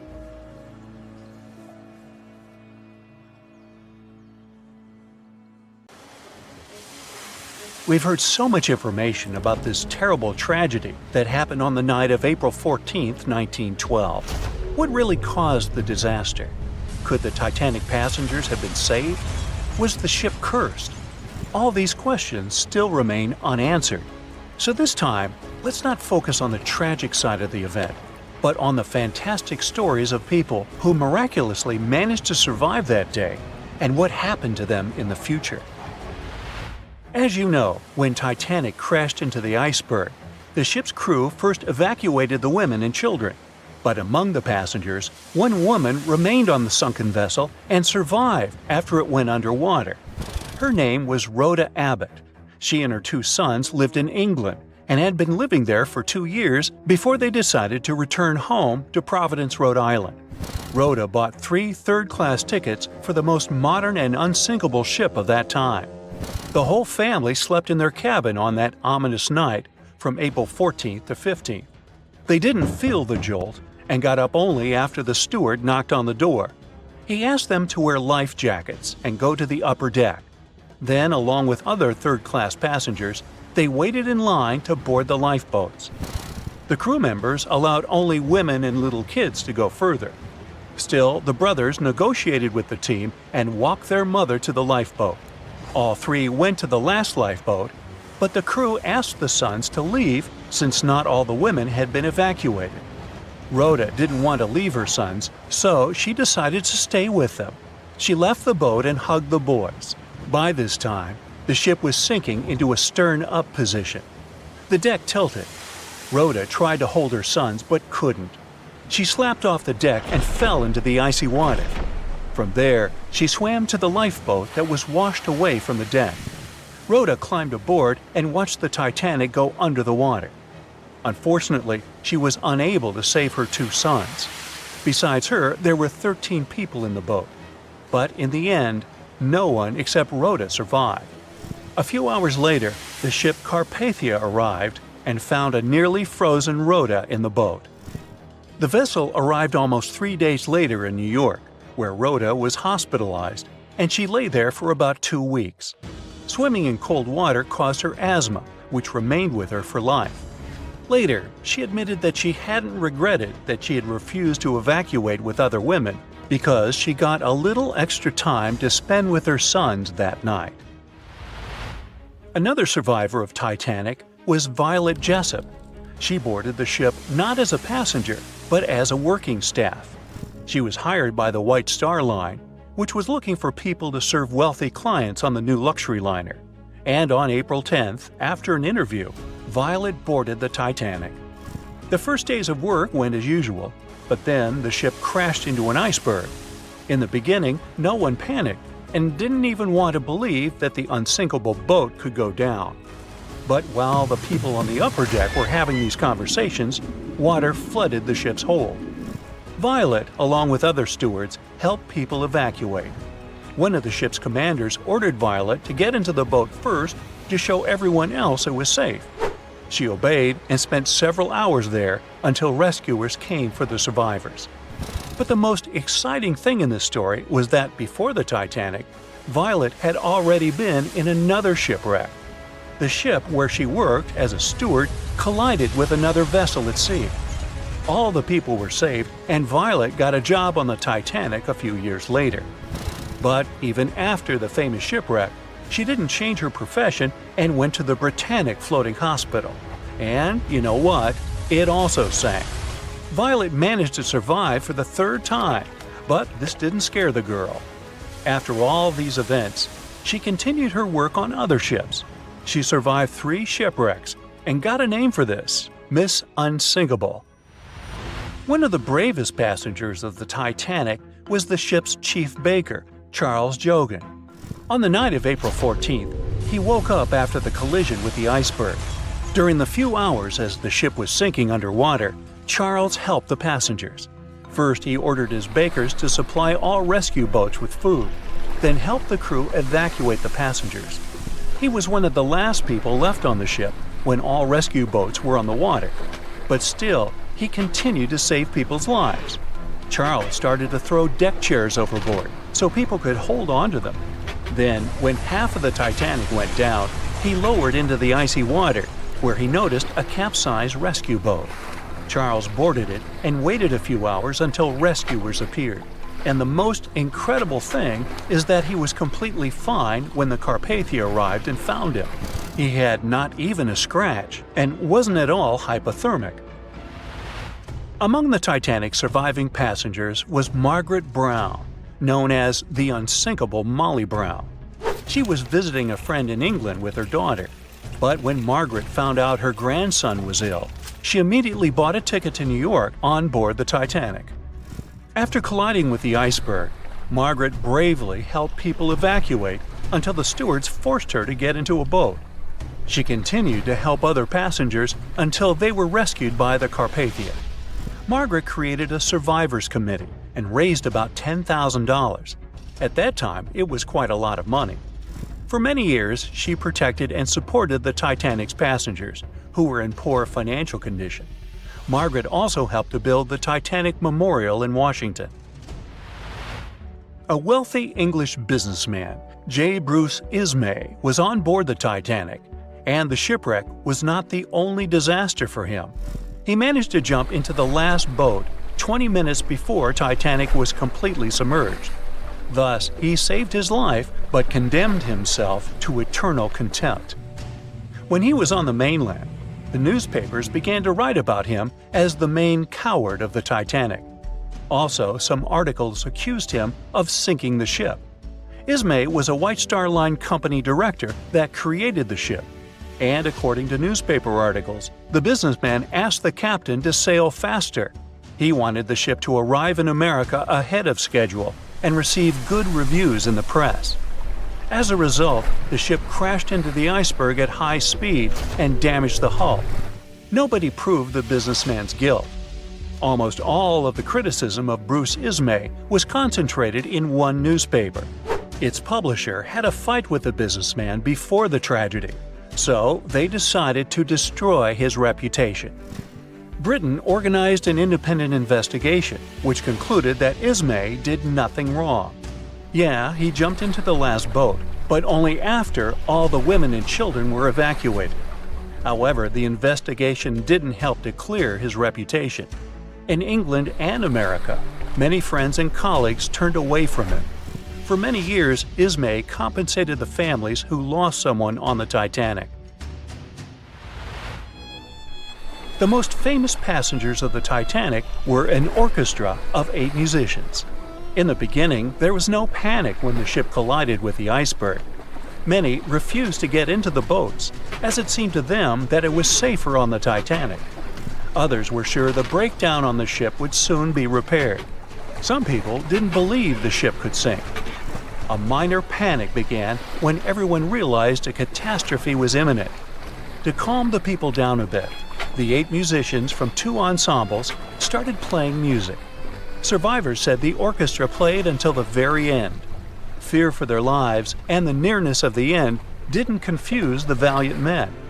Unfortunately, they didn't survive, but a memory about them was written in history forever, and their musical instruments became world-famous artifacts and very valuable items at auctions. The Royal Mail Ship, or RMS Titanic, easily the most famous steamship in history, was once the symbol of luxury and dreams that promised to come true. It took 3 years and 3,000 people to construct it. On April 10, 1912, the brand new ocean liner greeted its passengers with the smell of fresh varnish, paint, and newly sawn wood. Back then, they still used lead for the production of paint and linseed oil as a binder, so that smell must have been powerful. When it was fully operational, the giant vessel consumed around 850 tons of coal per day, and the passengers would also smell its fumes.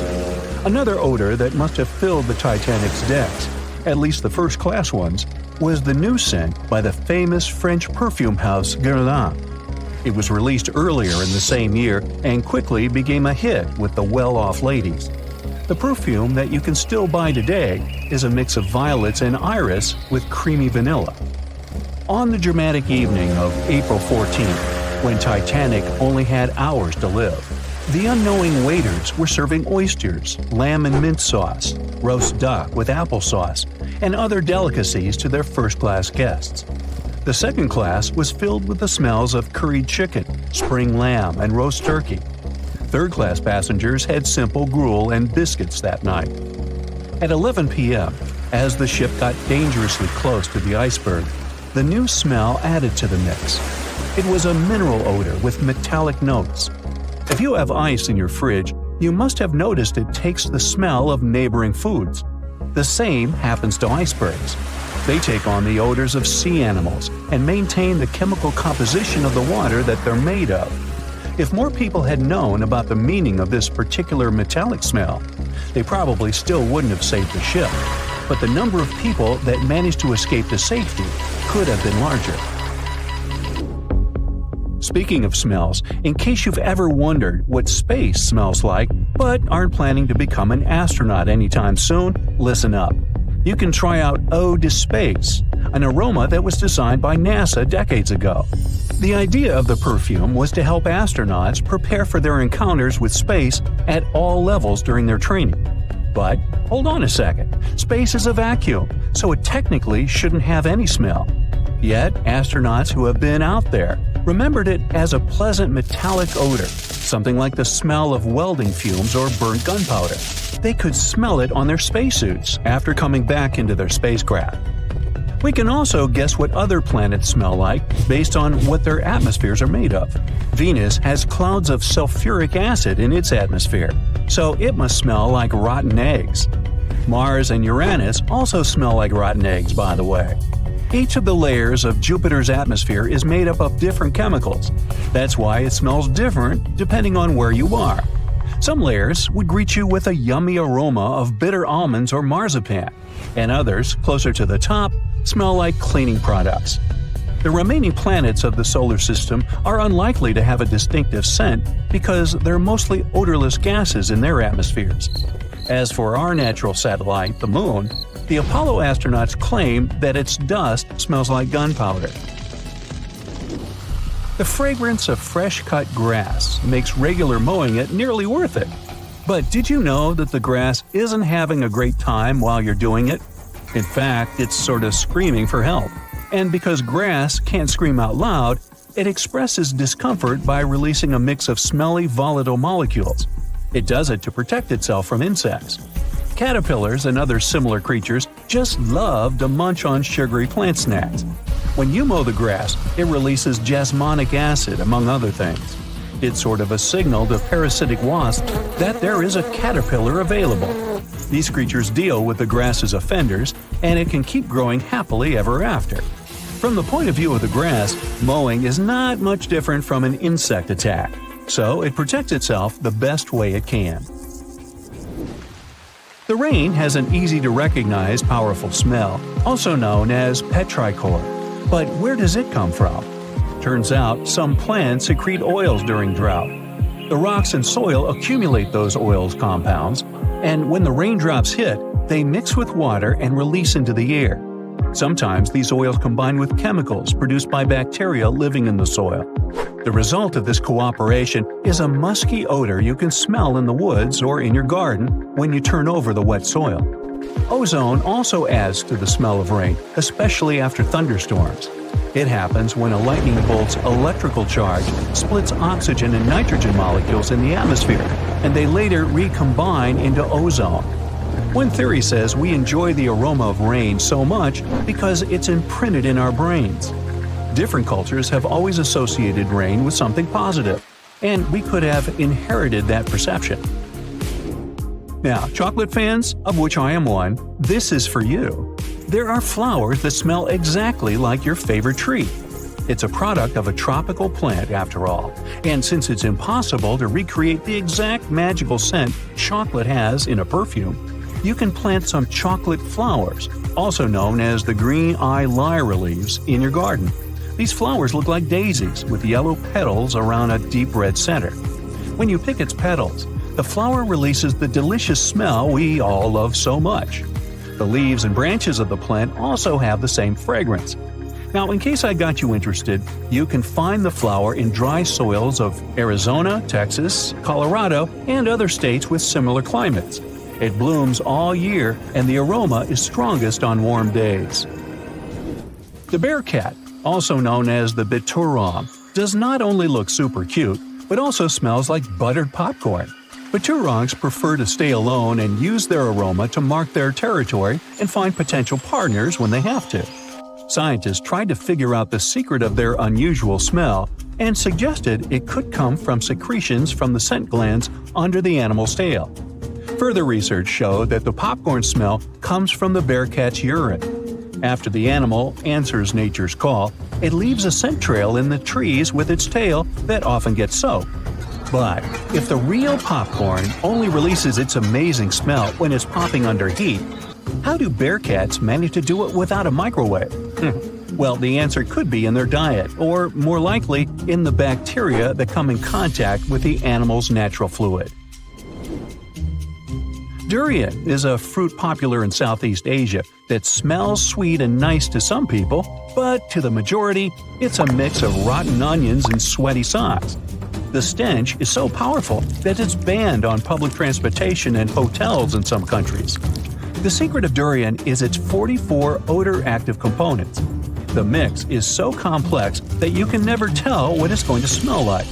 And despite that horrible smell, durian is considered a delicacy and is used to make mostly sweet dishes like cakes and candy. There was a smelly incident involving durian at a library in Australia. The smell of rotting fruit in a cupboard has spread across the entire building through the air conditioning system. They mistook it for gas leakage and had to evacuate around 500 students and teachers. Well, that stinks. And finally, if you've ever been to natural hot springs or went to see some geysers, you'll never forget the smell of hydrogen sulfide, or less poetically, rotten eggs.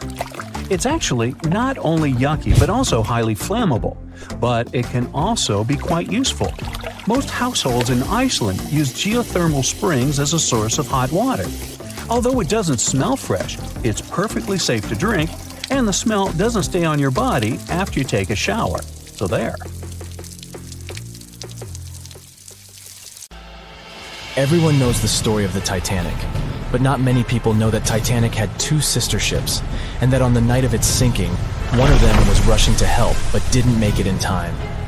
Bad luck seemed to follow the trio of ships, but each one of them had glorious moments that live in the minds of those who sailed in them. Keep on watching to discover a story of awe, ingenuity, and ill fate. And don't forget to click the subscribe button and turn notifications on to join us on the bright side of life. You know how the iceberg hit the Titanic, how the band played to the end, and how the whole tragedy unfolded, but before it happened, it would have seemed an impossibility for such a ship to meet the end it did. None of that could have been foreseen by White Star Line, the company who built the Titanic, who had high hopes for what the unsinkable ship and its sister ships, the Britannic and the Olympic, would accomplish. The Olympic was the first of the trio to make sail on June 11, 1911, heading towards New York. The sheer size of it would wow the crowds. The Olympic's maiden voyage went without incident, and a crowd of 8,000 people in New York got to explore its luxurious accommodations while it was docked there. There were high expectations for the massive ship, but just around 2 months later, the Olympic crashed with the HMS Hawke. The Hawke got the brunt of the damage, as the bow was left flat as a pancake. After the crash, the Olympic made its way slowly back to Belfast, where the Titanic was being constructed. On the dock, people could see the two enormous ships side by side, as parts of the Titanic were used to put the Olympic back in shape. A rare sight to behold. And on April 14, 1912, the Titanic hit an iceberg, and minutes later, the crew radioed nearby ships for help. That night, the Olympic was returning from New York when it received the distress signal. The ship turned around and rushed at full speed towards the Titanic, but they were so far away that they would have arrived next night. At some point during the early hours of April 15, 1912, the crew of the Olympic decided they wouldn't make it in time and stopped course. The survivors of the Titanic were eventually rescued by the Carpathia. Olympic was set up with lifeboats for all crew and passengers after the Titanic sank. It went from having 20 lifeboats to 64. Changes were also made to the watertight bulkheads, and an extra hull to construct a type of double hull was installed. It was determined that a double hull would have kept the Titanic from sinking. For several years, Olympic was used in the war effort against Germany. Throughout the years, Olympic carried over 200,000 passengers, which included thousands of Americans fleeing from Europe and troops battling during World War I. One of the most significant moments for this ship was when it struck a German submarine and sank it. It was discovered that the submarine was preparing to fire a torpedo on the Olympic before Olympic rammed it. The Olympic ended up sailing the seas for 3 decades, which earned her the nickname of the Old Reliable, despite some previous accidents. It went on to help the survivors on the HMS Audacious when it was sinking, and do what it couldn't for its sister, Titanic. Eventually, bad luck caught up with the Olympic. The ship crashed with the Nantucket Lightship, and the crash signaled the beginning of the end. Beaten up, and after years of service, the Olympic was demolished and scrapped for parts. The Old Reliable saw many years of service and thousands of passengers, but the Britannic's journey was shorter-lived. When the Titanic sank, White Star Line was faced with a problem since they already had another enormous ship in the works. White Star Line began construction on the HMHS Britannic on November 30th, 1911, around 4 months before the Titanic sank. Although the Britannic was the youngest of the trio of ships, having been constructed last, it was also the biggest. They intended to name it Gigantic, but after the Titanic's disaster, they changed the name to Britannic, since they considered it to be a lucky name. With the Titanic sinking, the White Star Line underwent rigorous investigation, and many changes were made to the Britannic's design. The Britannic looked very similar to the Titanic, and it had what was at the time the largest marine turbine in the world, able to reach faster speeds than the Olympic. With Titanic's fate fresh in their minds, everything possible was done to ensure the safety of this newer ship. The Britannic was eventually launched on February 26, 1914, almost 2 years after Titanic met its end. After the Titanic's disaster, the White Star Line wanted the Britannic to redeem their name. The Britannic was on its way to becoming a successful ship. It transported passengers for over a year and a half when the British government requisitioned it and turned it into a hospital ship during the beginning of World War I. The ship became an even more impressive sight to look at. It was painted all white, with enormous red crosses on its side to indicate it was a hospital.